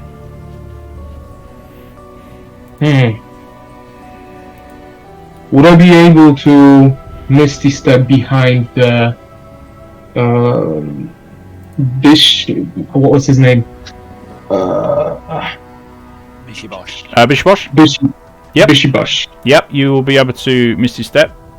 I don't think any of the anybody obstructs it. I think it's just... Is it physical? Is it like a wall or something? Like, so you got to have line of sight, if I remember rightly. Yeah. Yeah. So, so as long as you can see where you're going, you can do it, even if there's something in front of you. And could you just pinpoint where is he actually facing, so I know where to position myself? Well, he's a spellcaster, so it doesn't really matter where he's facing at the moment. He Okay. can't be an enabler. He can't do anything because he doesn't have the ability to like melee combat or anything. Are you thinking Okay. like a flanking? Is that what you're asking? Yeah, I'm asking for that. Purpose. You'd need allies around him to do flanking anyway, Ah, I see. because it can't be done on your own. It has to be with someone else who's an ally. And Okay, then he's moved so- within quite a few spaces of his little comrades there, so it'd be very, very difficult for you to get anywhere that you can actually flank him. That's fine. But you can miss his step, but- and you can miss his step, and you can strike him. Is Misty Step considered a bonus action then? Not for your. If you read the description on your item, it says you can do it for free. So it'll be a free Sweet. action. Free action. You can do this one time for free action. That's fine. So I'm gonna go there. Yeah. And I'm gonna attack twice. One for my regular action, which is Mm-hmm. dagger, and it's gonna be So you got 2 daggers. 23. Great hit. And Yeah. That's going to be a powerful hit on him. Roll your damage. 9 plus Plus 2. 2 plus sneak attack. You won't get sneak attack. Not for that. Oh. Okay, fair enough. So that's my main hand. So that's 11. And as a bonus action, I'll attack with my left hand.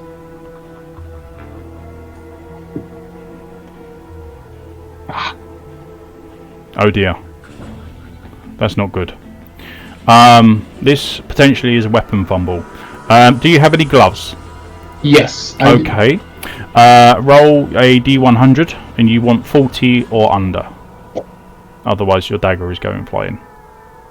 Okay. Roll the 100. No.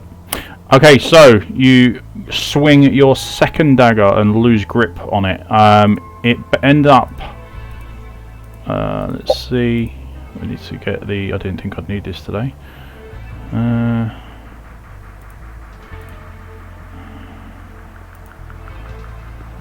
What do we get? 2.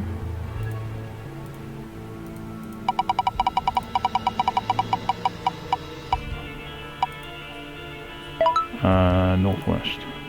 West. Okay, so that'd be north. 1, 2. Alright. Possibly a good thing, possibly a bad thing, but your dagger looses itself from you and lands just where Ophi has her orb. So it's literally her orb is floating above where your dagger is. You will need to go over there and retrieve it as and when, but for now you have 1 dagger that you have available to you. That's fine. So the first lot of damage was 9. So Plus 2. Plus 2, yep. So that's 11. Mm-hmm. The second one was nothing. And yeah, I'm out of actions. Okay. So as you appear from your misty step, you do notice that you are basically appearing in a cloud of fire, and you do take 2 points of fire damage. However, the damage that goes through to him is quite substantial. He's 11 you did, didn't you? There we go. He's looking extremely weak now. Good. I will just look around and shout, shoot it down. Okay, that'll be the end of your turn. Yeah. Alright, Francis, you back with us? My PC is a little bit of shit. Yeah. What are you doing, Francis? Okay, so I'm going to Well, first of all, step here. you're going to burn. Okay, cool. So you're on 2 life left. I wouldn't step any closer. Okay. So how many hit points do I have now? You've got 2 left. So if you are still in range of his aura next turn, or when his turn rolls around, Okay. you're going to go down unconscious. Okay, is this Bishiboshi? Mm-hmm. Okay, so then I'm going to raise 2 skeletons. Nice. Which ones are you using? These 2, if I can. One. Yeah, and which one? Oh, okay, so the 2 warriors. Yep. Yeah. That will take me down to... Down. No, that's a good call, because once they are gone, they can't be brought back. Yep. So you can do your skeletons. Okay, cool. So... Is your computer working enough for it? Yeah, Cool. it should be. Alright, yeah, that's 1. Maybe. Oh, I can't see it, so that's fun. No, you're good. 2. There we go. I can't see them. You can't see them? No. Fuck my life. That's interesting. Let me try and refresh. Yeah, the best way. But they are on the board. I think everyone else can see them. So two bodies of the fallen that are scattered around the ground have literally just been torn apart, and coming from inside are the bones that are forming from them, and they seem to grow and stretch until they become very familiar skeletons of Francis. Bob and Beatrice are back. So... Okay, so... That's good. That gives you a little bit of a... as Bob rises, or whoever is at the front, they're going to take 2 points of fire damage. Yep, so that's Bob at the front. Yep, so Bob's going to tank 2 points of fire. And don't forget they can act on the turn that they are summoned as well. Yep, so Bob is going to move there. And Beatrice is going to move, taking out attack of opportunity, and move there and take 2 points of damage for the fire. Yep. So 13, down to 13. Yep. Okay, and then they're both going to attack Bishiboshi. Okay. Alright, fine. So for the purposes of this, I'm going to say that he's facing Zayor. Yep. So Bob will get an attack of advantage, Beatrice will not. Okay, so Bob's going to attack first. Beautiful. God. Thank you, God. Yep, that's a powerful hit as well. So 3 points. 3 points. Then Beatrice is going to take a non-advantage. 24. 12 does hit, yeah, roll damage. Come on, baby. There Thank we you, go. God. So that's another 4 points total. Not bad. Okay, and then Francis is going to take... use a bonus action to take a healing potion. Yeah, good call. And bear me on You not got any on your belt? Yeah, I've got 2 on my belt. That's a free action then. Ah, sweet, free action. Unless you want 2. No, I'll take 1 at the minute. Right. So 1, and it's 2d4, isn't it? Yep.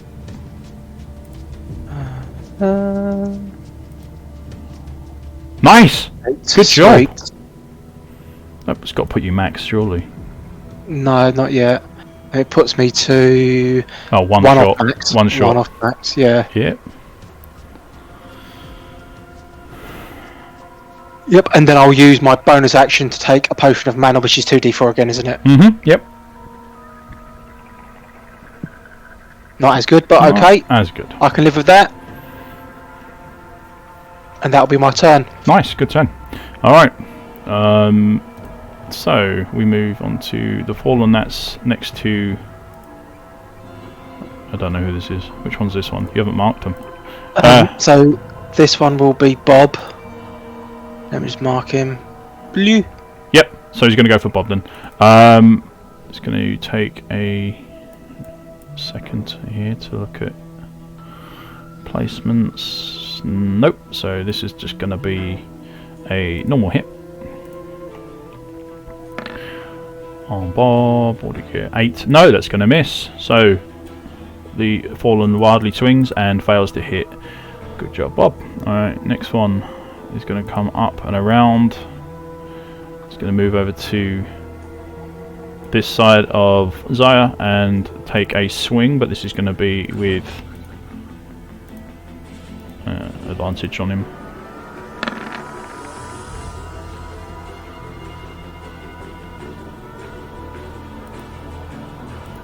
Wow.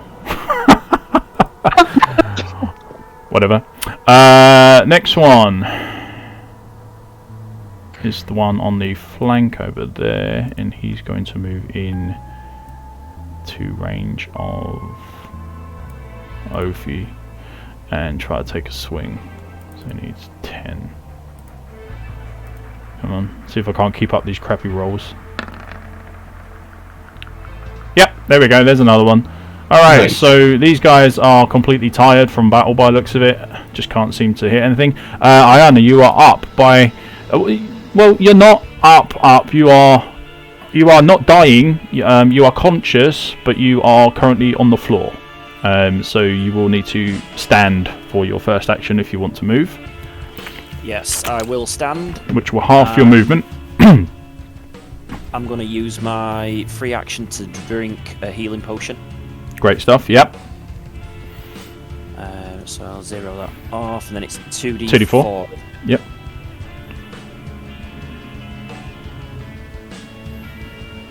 So this is your free action, yeah? Yeah. Ooh, very nice colours. Nice healing. Banging.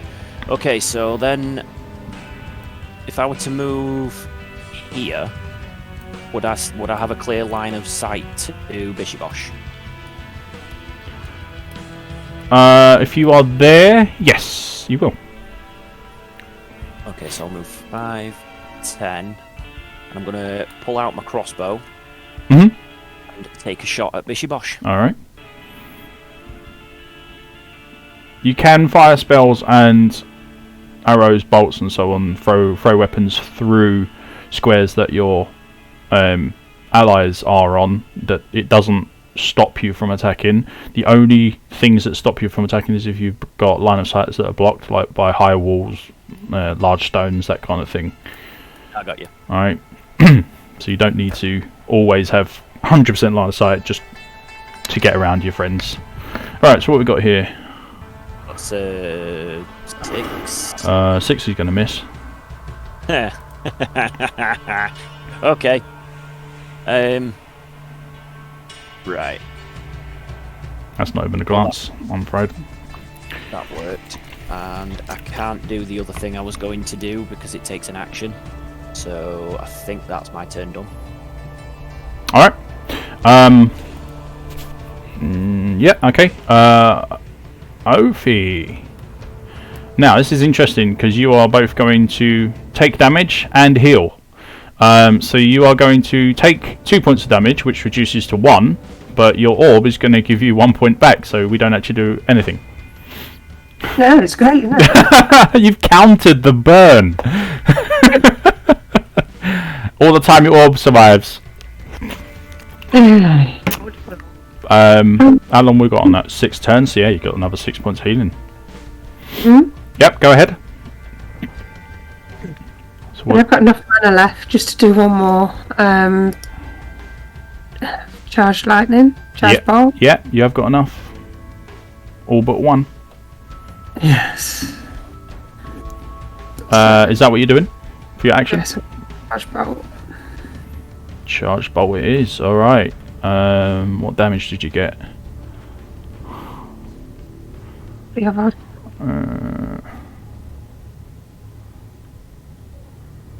There we go.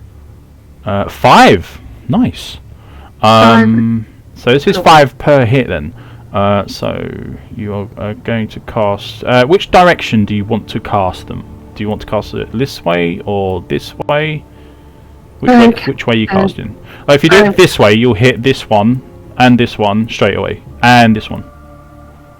That sounds like a plan to me. Yeah, alright. In which case... The bolt that goes this way is only going to hit this one. Okay? Because it can't hit anything else. It won't home in that far. So it's only going to hit that one. That's fine. Your central bolt will hit this one, and then onto Bishibosh, and then onto this guy here.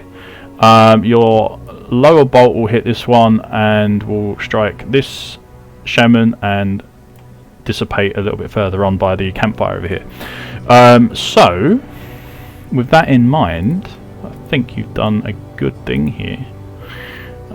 He is going to suffer quite a bit of damage. Get him, Ophi. I think you've hit everything here, haven't you? Yeah, you have. This one here...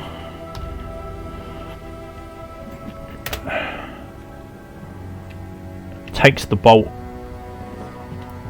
and drops. This one over here does the same. This one in the middle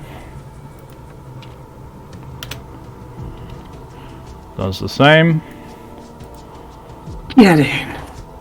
Yeah, you've wiped out 3 in one go and done a big chunk of damage to the boss.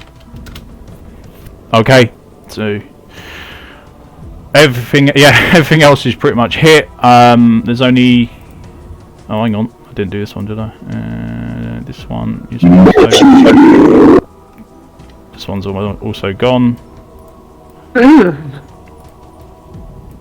So yeah, your bolts of lightning just tear through the bodies of these fallen, doing serious amount of damage.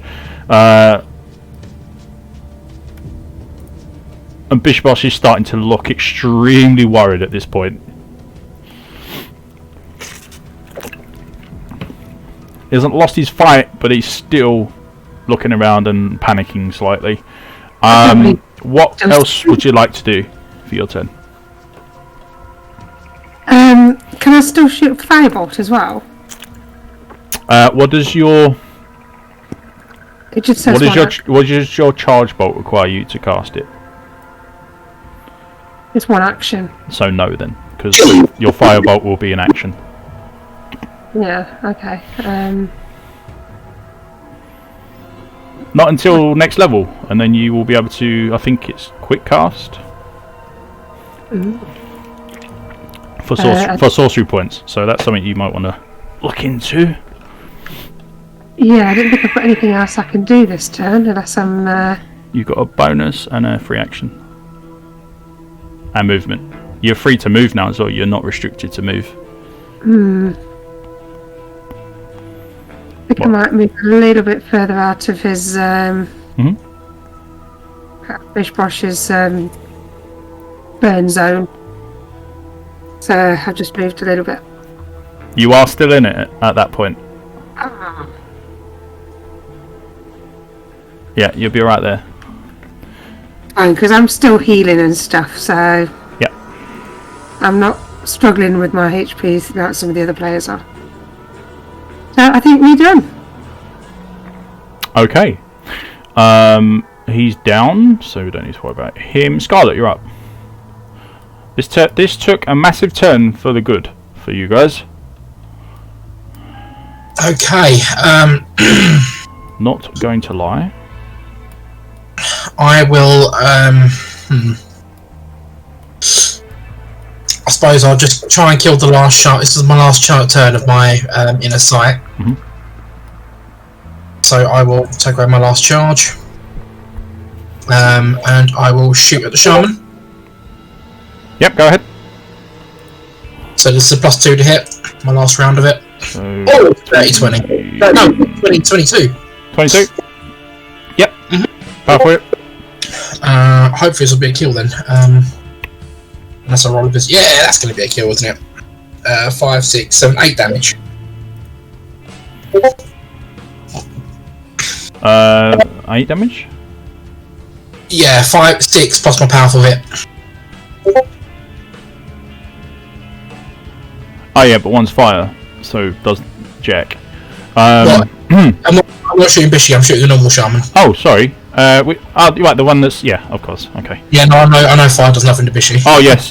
He has been impaled through the neck with your bolt. He goes down. There's chance of finally I'm making some progress. Yeah. I'll position myself a bit better around here. Yep. Just for a better line of sight on Bishy. Take aim, and I'll fire on Bishy. Die, you son of a bitch! Die! 23 to hit. 23 will hit. roll your damage, and this is a powerful hit. So this will be 2 piercing and 3 lightning, plus the 2 from powerful hit. So what's that? 7 total. Is that right? Yeah. Yeah. Ouch. I'll duck behind this wall, reload my crossbows, and end my turn. Alright, so as this one hits into his left shoulder, it's slightly closer to the torso than what it is to the arm, and you pierce at an angle into his lung, and he starts to just cough up blood. I'll just give it a motivating shout. Good work, guys. We got this. Keep up the pressure. You can see as his blood lands on the floor around him, it starts to like fizzle. So that was very nice. Okay, Blaze. Well, there's only one target for her to really go for. That can be seen. So she's going to do her usual routine. Move out from behind cover. Take a pot shot at... Oh no, do I want to do that?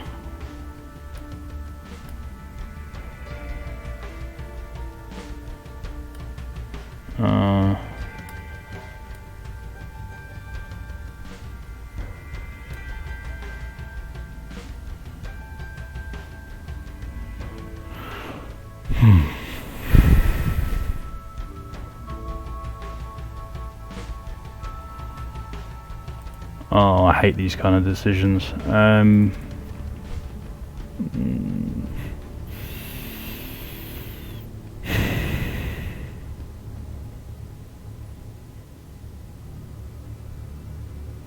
No, I'm not going to do it. She's going to move out around a bit.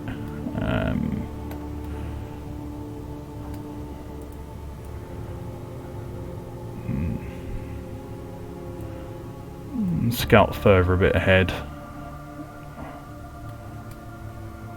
10, 15, 25, 30. And she says, "Yeah, go, you got this, you got this. I'm gonna keep an eye on this way, make sure nothing tries to come around the sides." And she takes a knee and kind of like goes into an Overwatch in a way. She's going to make sure nothing comes around the side to get you. With that done, we're going to move to this guy who's dead, so it doesn't matter. Warmth ticks down. Does anyone... Yep. Bob receives 1 point of healing.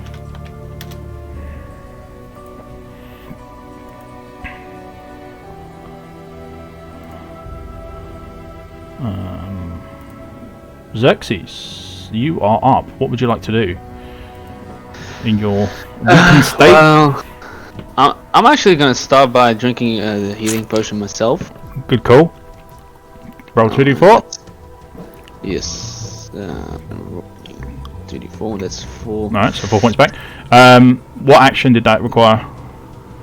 Is it from your belt or is it from your inventory? No, it's the one on my belt, so it's not So free action? Yes. So you've got your bonus and your action. But you've only got one weapon, haven't you?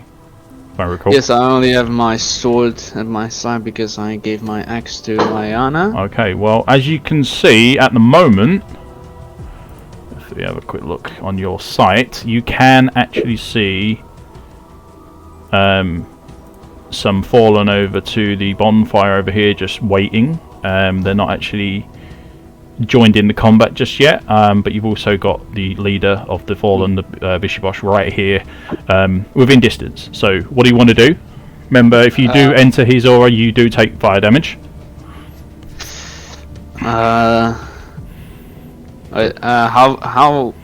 What is the range of his aura? You can see it. Can you not see it? Can you not see the orange glow? I cannot see his aura. You can't see his aura, DM. You can't see it? Oh, no. Well, in which case, it is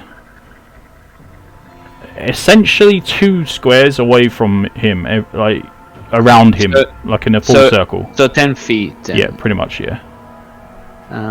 1, 2. And how far away am I at this point? Am I over 15 feet away from him? You are 15 feet. Yeah. Okay. Actually, what I want to do is I want to howl to make him show his back to Zayor. Actually, if he doesn't hit the DC 14 Wisdom save. Right. Let me just check your skill. It's a rank 2 howl, so it's instant. Yeah. And he should hit a 14 because the DC is 13, but it scales +1. Yeah.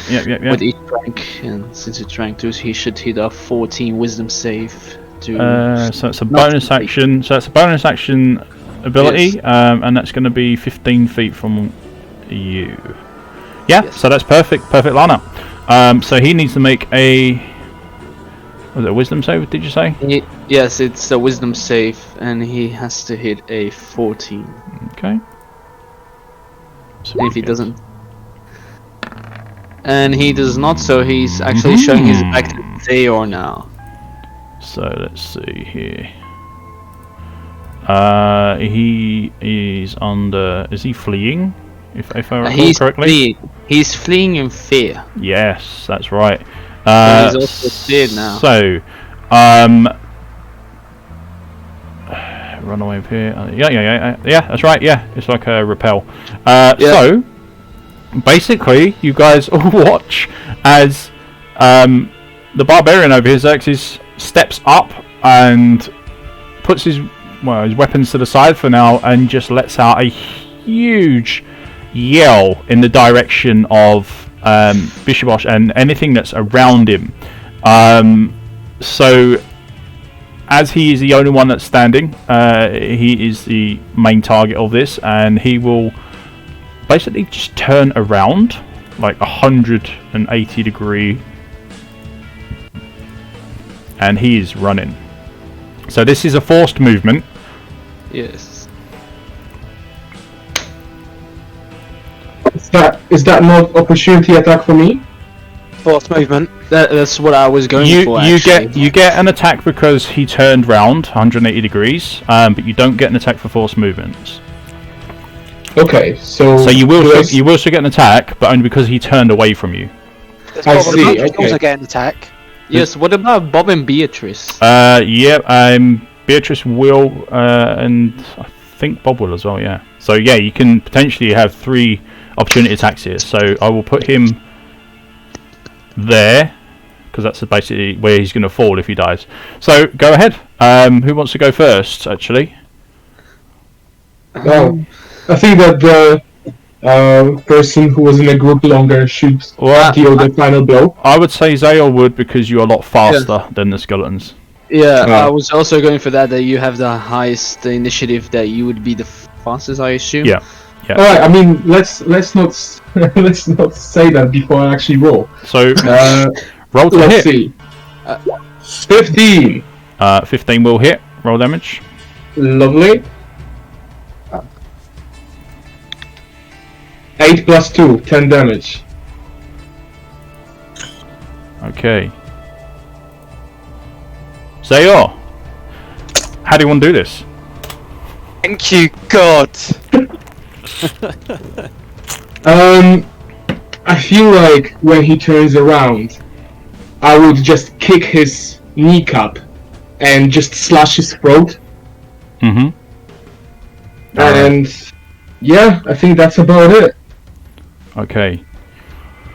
So as you slash into him and you spill his blood all over the ground below, he looks around at you and at the rest of the party, and then looks to the floor and quickly glances over all the fallen shaman and the fallen warriors that are around him, who have served him loyally.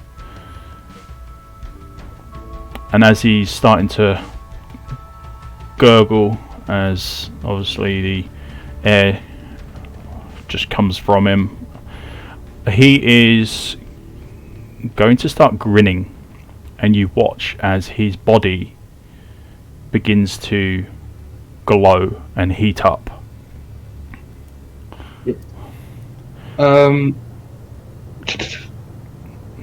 As you stand there triumphantly, basking in the glory of your kill.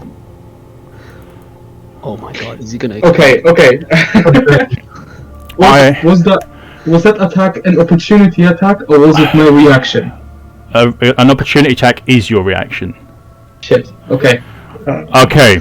I need everybody to make a dexterity save. Hang on. Let me check. Make sure that you're all within range. I was going to say, I'm not 10, 15, 20. How far are you? 5, 10, 15, 20, 25. No, you're within range, Scarlet. I need everybody in the party to make a dexterity save, please. Yourself. Okay.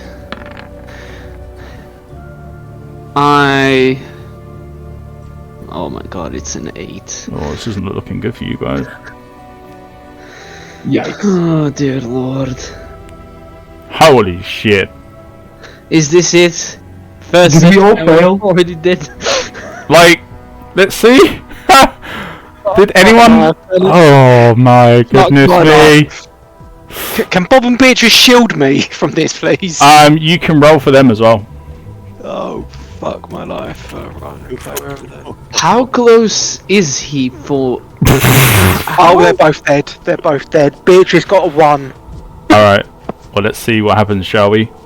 So you watch as these red rings of power just burst from his body and just flatten everything within 30 feet, burning it to cinders. Let's see. Oh my god, wait, hold up. Could I ask something? You can. I have an advantage on dexterity saves because of my danger sense. That's Ooh. only for And- traps. Someone's also got an inspiration token. They could cash that in for advantage. Oh my god. Yes, you may use your inspiration tokens if you have them. Oh, okay. Yeah, One yeah. person's got one, I think. Oh, okay. How would you like to use them? I would like to use it by just, if I see the blast, just jumping backwards as far as I can. Right, well it doesn't give you an instant success, so you need to decide whether you want to allow yourself another re-roll, or whether you want to adjust your total by a certain amount. It's obviously 1 point for 1 point. Or you can use it to quickly do a hit dice roll and get that amount of hit points back. Or you can switch your action for a bonus action. As you are doing a dex save, you can't really do the bonus action for action. Yeah. There's no. You can could I if you use want the to. inspiration? If you want to, you can also force a re-roll for the damage that is dealt for Bishibosh. So you can make him re-roll one of his dice. Oh, how much damage did he do? You don't know yet. You don't know yet. So Okay. you can decide to use it on something else, or you can save it, see the damage, and then force the re-roll for the damage. I'm gonna do the latter idea. Good choice. The damage is a good choice. Yeah. It's highly unlikely that I will make a second dexterity save, so I'll use the inspiration token on the damage. So, how fucked are we? Okay. So, let me check hit points here. Okay, Scarlet might be alright.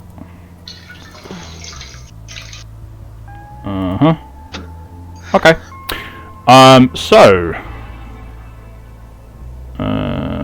This is going to be an AoE, so everybody takes the same amount of damage, whether it's high or low. Yeah. And I need to just check. Yeah, okay. My god, if it's gonna be something around like 2d12s or something. 12 D100s. I'm getting 3 of them. I mean, like a mini No. fireball. It's gonna be a fireball. Won't it? Okay, could I use the inspiration token to reroll 6? Yes, you can. Okay, I would like to do that. I hope I did not fuck up. You go. Because it could be worse. Yeah, it's not that bad. Oh! Okay. Hold up. See, that's what I mean. That's what I mean. It's fine. It's fine. It's all good. Don't worry. Okay, so instead of 7 fire damage, you will take a 9 points of fire damage as these rings of fire just burn through you up to 30 feet away from his body. Yeah. Jesus. So DM, just to confirm, that's a 60-foot sphere, is it? A 60-foot sphere? Because you're saying 30 foot in every direction. That's a 60-foot sphere, is that right? Yeah, it's like a mini nuke. Fucking hell, that is ridiculous. Wait, won't the other fiends get burned with it as well? Or the other what? The other fallen, they'll get hit as well, won't they? Colin. Other fallen, if there are any left, then Yeah, there They was just should. one at the bottom of the fire, I think. that one won't, because he's still got to have. Yeah, actually, 1. So it'll be 7. Alright, so on top of that, the final 3 that are over here, out of combat, just get vaporized as well. Yes. Okay, so Oof. adjust your hit points accordingly, please. 2 HP left. 9 or 10 damage total, DM. I have -3. What was that? We had 7, and it became so it'd be 10. Yeah, I thought it was 10. Yeah, because of the 1. Yep. Shit. So That's 10. 1 HP. I'm down. 10 fire damage. Sorry, lads. 5 to you, Ophi. Just about to ask that. Because it halves it, doesn't it? Mhm. Down. Get down. Nee, dat ik niet aan mijn voetwater. We've only got a problem if the other fallen suddenly decide to join combat. Yeah, I mean, I'm glad that they burned with us. That's fine. That's okay. I can live with 1 HP as long as they are there. It's so annoying. I was just on the threshold. Just on the threshold of the blast. Jesus. Yeah. I think we all need to get round my warmth. Yeah, that's actually a good point. The warmth will survive. I believe Bob and Beatrice are okay. Yeah, their hit points are fairly decent. But Beatrice has got 3 left. Is Francis down? I think he is. Francis, are you down? Yes, you are. Oh. Bye bye Bob, bye bye Beatrice, and also you are down as well. Yes. How many have we got down? 3? Right there. There we go. Oh yeah, he's back. Nuclear blast. There goes. There goes the wave. I forgot. Yeah, they're playing Fallout, DM. Sorry, I forgot I was muted. Oh, guys, instead of D&D, aren't we? So his aura of fire goes, obviously, as he's no longer there. His body is just basically small bits of ash. Not even any bone is there. His staff is completely gone. It's not a staff, keep calling it staff. His banner, that's completely gone. In fact, I'm just going to remove him off of the board because it's just easier. There we go. And everybody else, let's remove these. I would like to think that I'm just rolling on the ground right now, trying to put the fire down. Yeah, that's fair enough. You do manage to put it out before it deals you any more damage.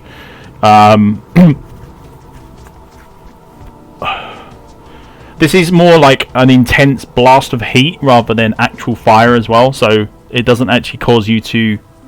It's like, I was about to ask. It's like radiation. Oh shit, okay.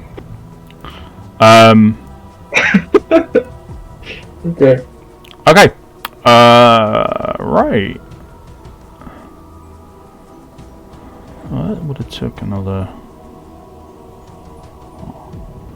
Here's a question I need to ask. Are we still running initiative? Are we still in combat?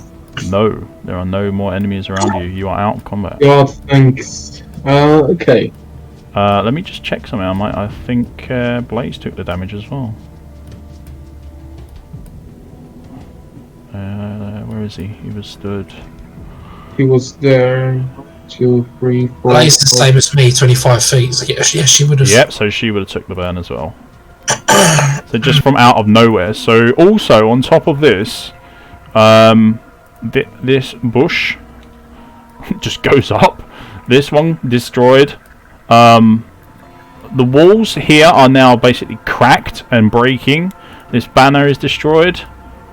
Okay. The campfire is now basically blown over, and like logs are just scattered about. But I can't physically show that. And there's slight damage to this chest over here as well. No. Because it only caught the end of the blast, so it's not too bad. Okay. But yeah. So what was it? It was a 10 file, wasn't it? Ow. Damn. I think someone's going to need to help me grab everybody and pull them towards the warmth. Okay, that's fine. Does anyone need immediate health potion? I have -3, so I think I need it, but I'm not sure if anybody has something worse. That's 0. I would say hold off on any potions. Let's drag everyone around that warmth and let that do as much healing as it can. And then after that expires, then we'll give potions because we don't have potions. I'm gonna drag the guy who I thought was a villain into the into the warmth. So he's right next to me. I'll drag Saina as well. Ayana. Yeah. This body has been blown towards the cart. I'm only at 0, so don't worry too much about me. Okay, you can lie there then. That's fine. There's still 5 left on warmth, so we'll be able to recover most people to above 0. That's fine. That works. So I think that we're gonna move all of the fallen ones, like all of the downed people to the warmth, right? Okay. Yeah. Who's attempting this? Oh, sorry.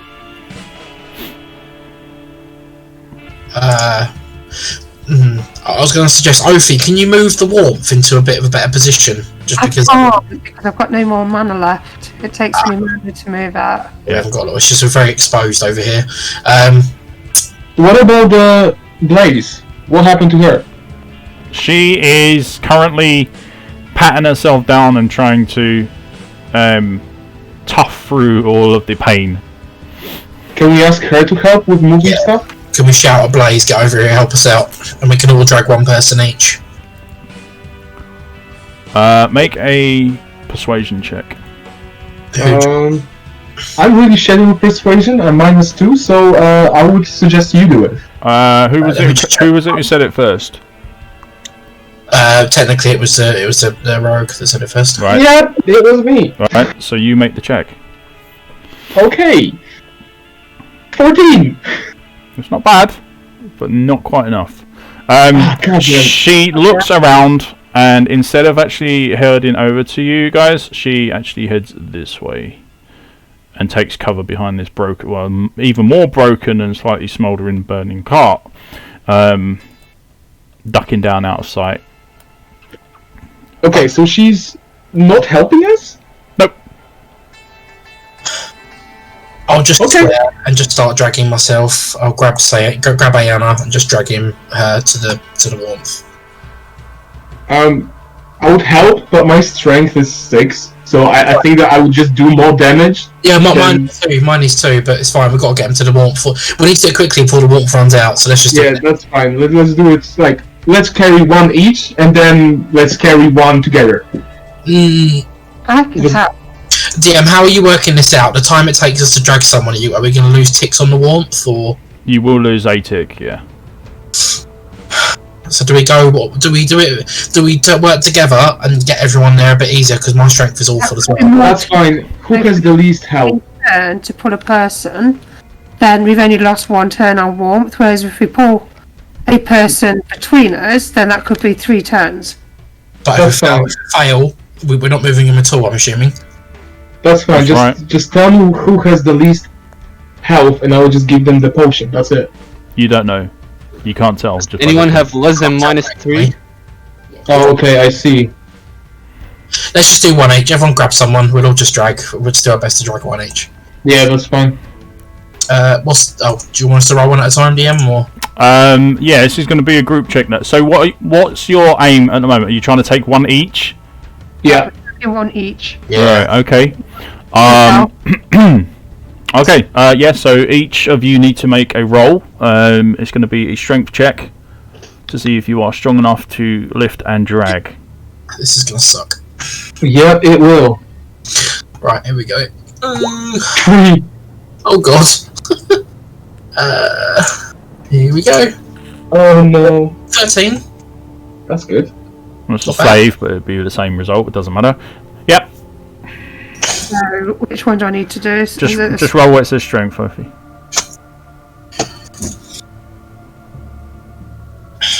Damn. Okay. I'm a determined lady. Well done. Alright, so it'd be the same total anyway, even if you didn't do a saves. Ophi, amazingly, you shock yourself and manage to drag Francis, although he's basically skin and bones anyway, so your probably best bet is to actually go for him. Scarlet, who are you picking up? Ayana. Yep. Well, I'm not picking, I'm just dragging. I'm not strong enough to lift him up. But Okay. Well, let's cut this long story short. You're able to easily pick her up. You struggle to start with, but then you get a second wind behind you, and you're able to just get her to her feet slightly and just stumble across to wherever it is you want to drag her. Zayor, not a chance in hell. This guy is pure muscle, and you are not going to be lifting him up.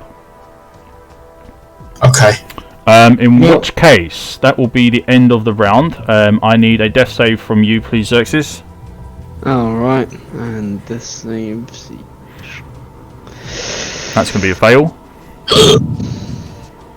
So you can see that even though he's unconscious, his body is still reacting to being severely damaged, and he is starting to let out almost like choke sounds. Okay. In that case, yeah, I'm gonna use for the next round, right? Is the next round starting now, or? Well, don't forget you can take a help action when someone is downed, and it will add your modifier to their roll. But if they roll a 1, it doesn't matter what you rolled. Exactly. And if he rolls a 1 now, he's dead. Yeah, no, I'm gonna give him a potion. Screw that. Yeah. Okay. Yep. That's fair enough. That's good thinking. Thank you. 2d4.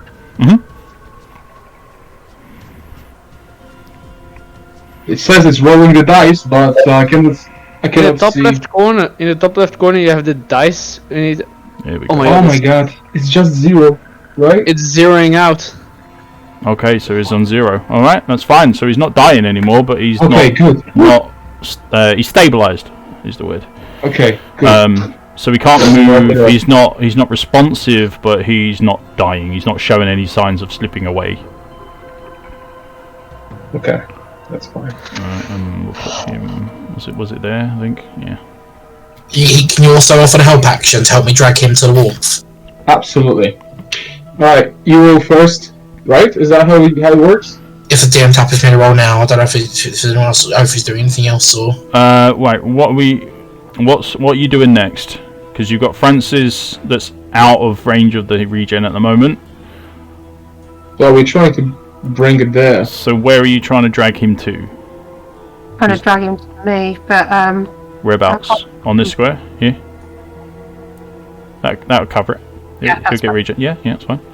Alright, so those two are basically regenning per round, per tick. Which is, what are we on now? 5, so you've got 4 rounds left of healing. If only that blast was a constitution save. Oh, Yeah, same. Yeah, I've got a charm for that. I got a +5 on that. Alright, With a 6. So do a strength check, right? so what is it you want to do with Xerxes? You want to try and drag him, or are you going to try and help him recover? I'll call to Ophius. Ophius covers a hand, and all three of us can use a help action, and then we'll make a roll with one strength check. Right, okay. Okay. So, as this is going to be all 3 of you helping, I'll give you all advantage on your actual rolls. So, instead of 1d8, you will roll 2d8 and you'll take the highest. Who wants to make the actual check? That will have to be one of you guys. Yeah. Who's actually going to make the... Right, Ophius roll to help. So, I'll just help in. Me and the rogue are both the same. So rogue, I'll roll a help, and because it was your idea, you can make the actual roll. Okay. So that's 2d8. Did you say, DM? Yes, please. Oh, nice. So what do we get? Oh, 8. yeah, to go. 8 and 3, yeah. I'm glad I'm not. So you need to do a right, hang on one sec. Wait, he's helping. Shouldn't he do a d20? Yeah, so if he is doing... Right, what is it you're actually trying to do for him? We're just trying to move him to... I'm just trying to help move. Yeah. Yeah. Because me and Ophid use the help action Okay. to help. How is that more difficult than fighting the boss? That's fine. Between all 3 of must you... be barbarianess. Right, so you don't actually need to do helping actions then. This would be, as all 3 of you are attempting it, this would be a group check. So ignore those. Everyone do a d20 plus your strength modifier. Including negatives. Including negatives. Oh, Jesus. Right. Finally. 17, 18, 14. Yep, perfect.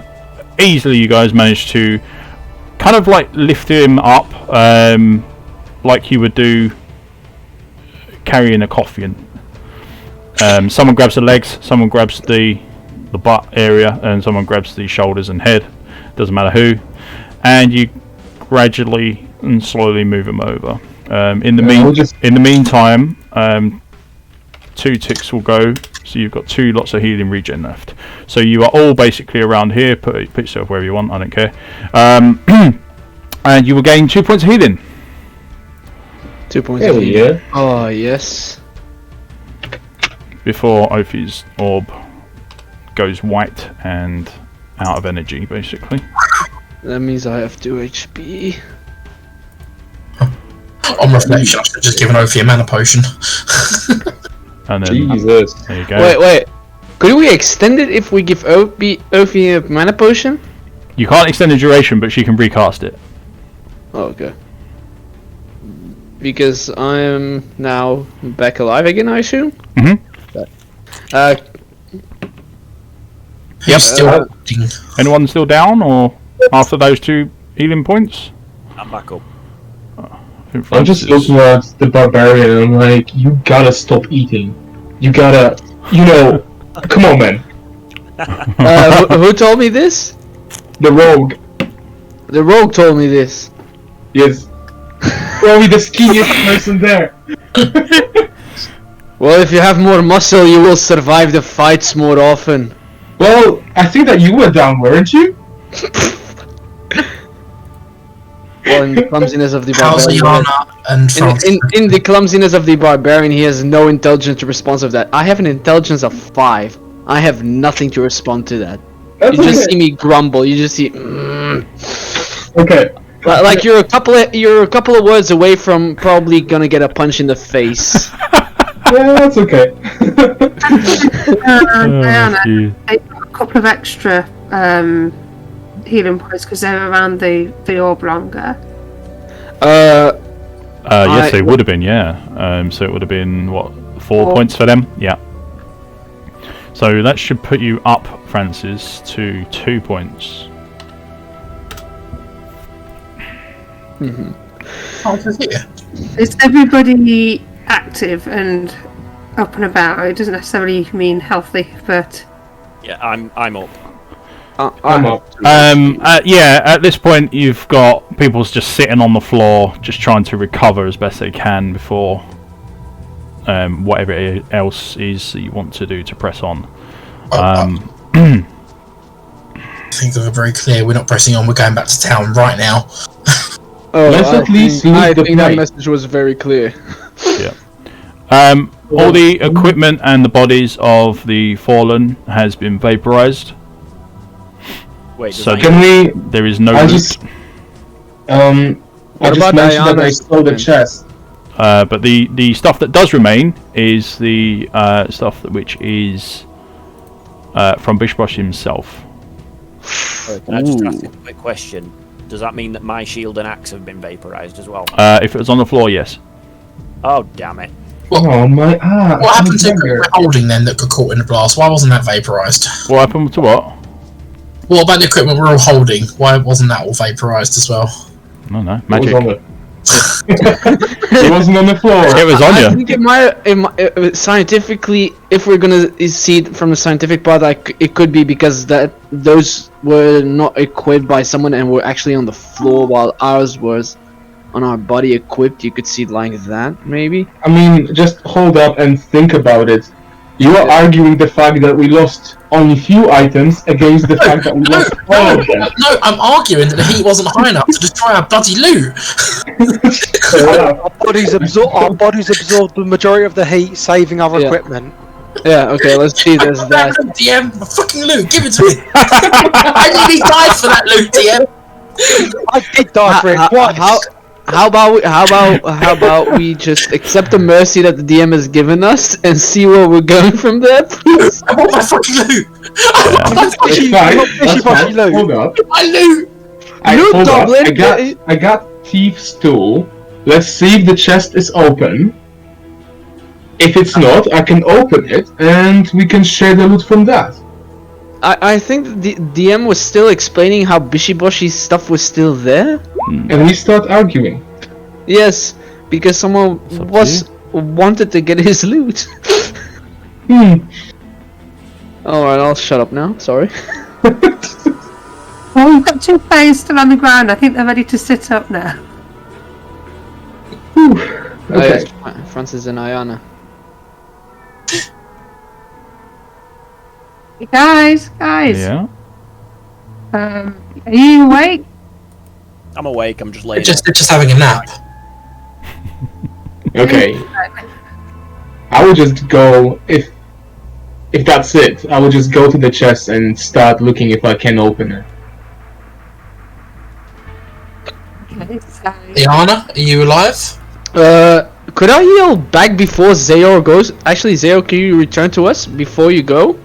Yeah, sure. Yeah. So before you go towards the chest, could I warn him that I saw people? That I saw a shaman and someone else over here? They got wiped out in the blast. Oh, Hey, they the got bird. never mind then. My bad. Alright. That's fine. Yes. I will make my way there. Then. Yes. Can I see if I can open the chest?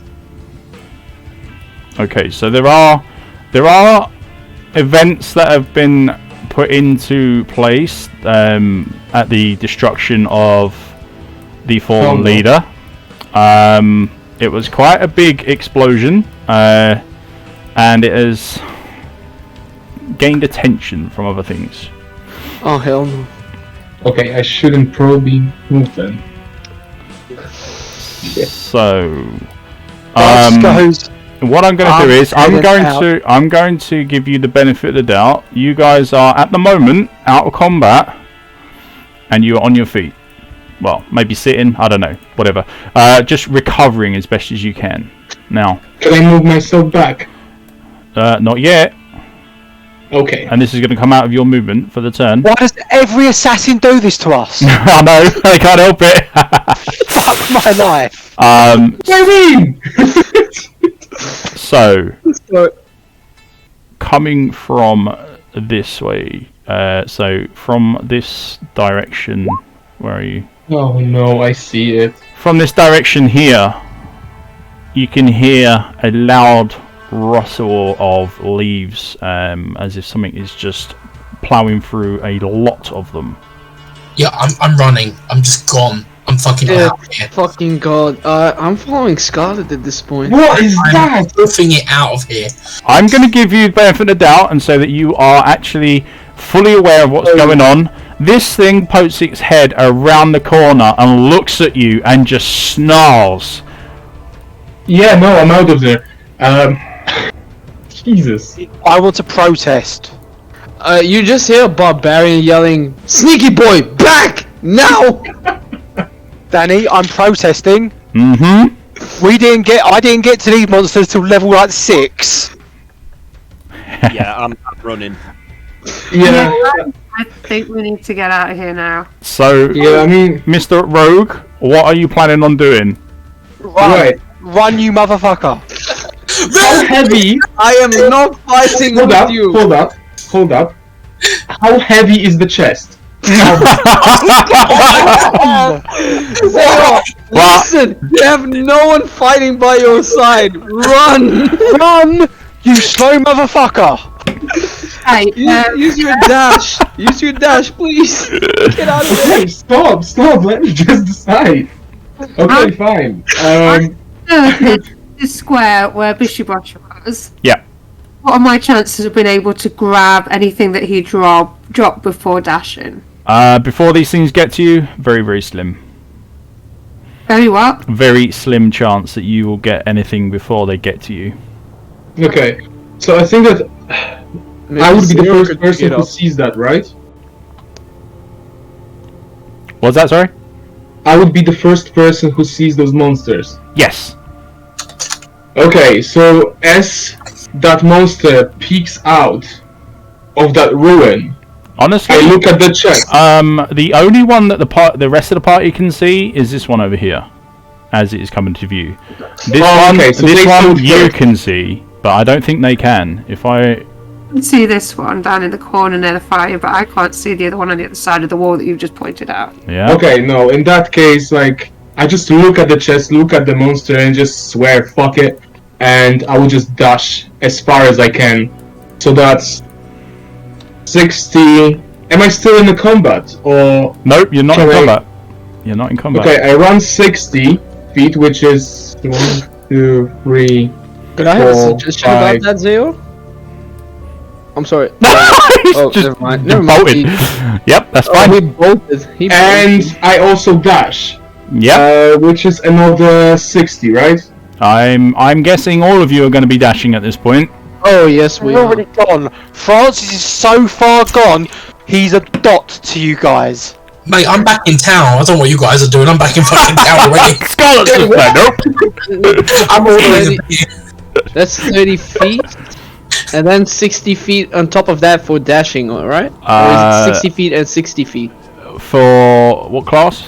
It'll be A barbarian. it doesn't matter because you're out of combat, so you're getting 60 and then another 60 on top of that for a dash. 15, I don't know which way town is. I haven't- 60, Waypoint 60 feet. Town is right here towards the waypoint where I Yeah. am right now. And Blaze Ah. is. I'm just taking the most efficient road. Okay, so are we just moving out of turn then, or? It doesn't matter. Just do whatever you would do for that one reaction. That one reactionary 40. turn. Right, that's my dash 5, where I get. 50, 55, 60. 60 Okay. feet. How did you guys get so far? I thought it's 120 at max. It is Yeah. 120, that's right. Yeah, should be. if you take the most efficient route, that is 120. Damn. Okay. One. So am I? Diagonal Okay. movement counts, don't forget. You can do diagonal movement. Okay. Yep. So can I start moving then Yeah. as a second turn? Yeah. Hey, Zayor, if you want, there's a chest here that says open. Maybe see if you can find anything in it. 7, 8. I didn't think that you can read.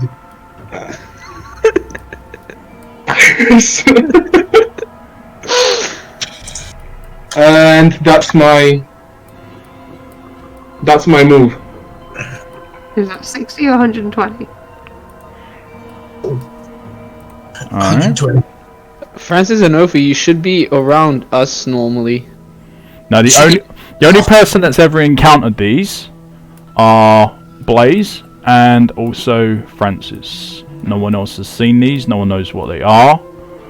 They are huge, hulking, brutish creatures with big, humanoid hands. The faces kind of look like a bit, almost like baboon-like in a way. They got thick skin covered by lots of fur and hair. Big, horrible, lengthy nails on the end of their fingers and their toes. And also the feet that they have are very humanoid as well. So they look like a kind of like, if you can imagine an experiment gone wrong between a human and an ape, and it's just ended up with these guys. Can we also just take a moment to realise we have left Blaze behind? We've just run off without her. It's all good. Oh, she was running. The closest thing all good. you can get into my head with that shit is a Sasquatch-like thing. Yeah, basically like a Sasquatch. 1, 2, 3, Very cool. Is it a fucking Wendigo? 4, yes. All right. There you go. She's Hey, there she is. she's covering, but falling back. She'll go wherever you guys go, but she won't be too far away at any one time. Oh shit, my Okay. Zoom is fucking up, sorry. I think we're all agreed we're going back straight back to town through the waypoint. Absolutely. I think that might be a good idea. I don't know why we are still Night- on this map at this point. So the night is rolling in. By now, it's setting quite a lot actually. By now, given the amount of time that you would have been spent fighting, traveling, and so on. So by the time you reach back to town, it's pushing close to 11 o'clock in the night time. So there's no one about to talk to. Everyone else is in bed. The only ones that are up would be the Night Watch rogues.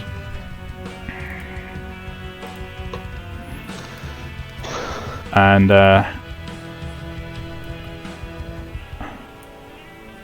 Holy shit, Right. so the only ones that actually see us at that point are the Nightwatch. yeah, the only ones that are going to see you at this point in time will be the guards that are watching the camp overnight. Oh, I hope those are top light. Luckily for you, you don't even have to worry about the places where you stay overnight or anything like that, because it's all taken care for you. Food and so on is also provided, so you get a nice lodging in a safe space. Have I got everybody here? Has everyone got their tokens? Yeah. Before I do anything else, can I ask of Ayana to get my axe back, or would that be deemed impolite? Seeing as As soon as we get to town, I'll pass you the axe back anyway. She's a good egg. She's not going to let you have one less weapon than you normally have. I thank you for that. Alright. And I thank you for the use of it. So Blaze is going to start yawning and say, I'm beat. I need a rest. I'll see you guys in the morning. And she literally just heads off. And disappears.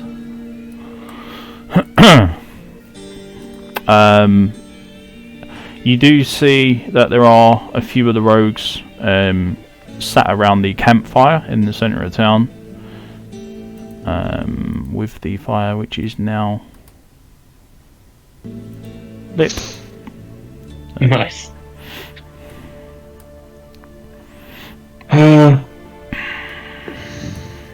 Okay. What now? Xerxes wants rest. Okay.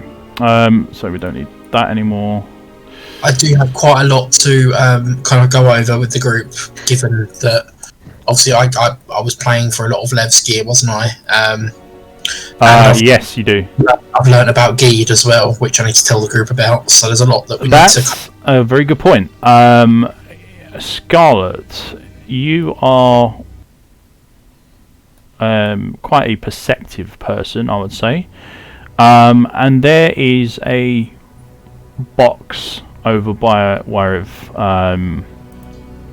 although he's not there at this point, where he keeps all his stashed items and so on. He's all over there, also where you keep all yours. And there's a box in there with a key, and also a note on it, which says from a friend. I will quietly open it, get the items out, and exchange my gear for the Lev's gear, and the gear that I take out, that my helmet and chest piece I take off. I will put into the shared stash for the group. Great. Okay. Do you wanna tell the group about Geed, or should I do that, DM? Does anyone actually know in the game yet about him and what he does? No, so this would be new information. Shouldn't it be paraphrased by Scarlet, I think? Or... I'm not even sure if Scarlet actually knows in game just yet. Oh. I know from previous experience of playing Diablo 2, but Well, yeah, but we're talking about our characters here at this point. Yeah. So, as you can imagine, the shops are not open for business. You will get nowhere for trading. So the best thing you can do at this point in time is one of two things: either do your rests, which is probably one of the things at the top of your mind anyway. The second thing is that you can think of your downtime stuff. So when you wake up, you can obviously spend a bit of time working on your chosen downtime tasks. Nice. Well, and I'm going to say that was a pretty decent session, guys. I'm going to call it there. Thank you very much for turning up. I hope you enjoyed it. Yep. Yeah, very much enjoyed it. It should get a bit easier as you gain more levels. Obviously, you'll access more of your your skill powers. Next level, you'll gain your class features anyway, which we do obviously include in the game. So you will be a lot more stronger. There's going to be a little more of a power curve going on in your favour. I've got a lot planned for the next session.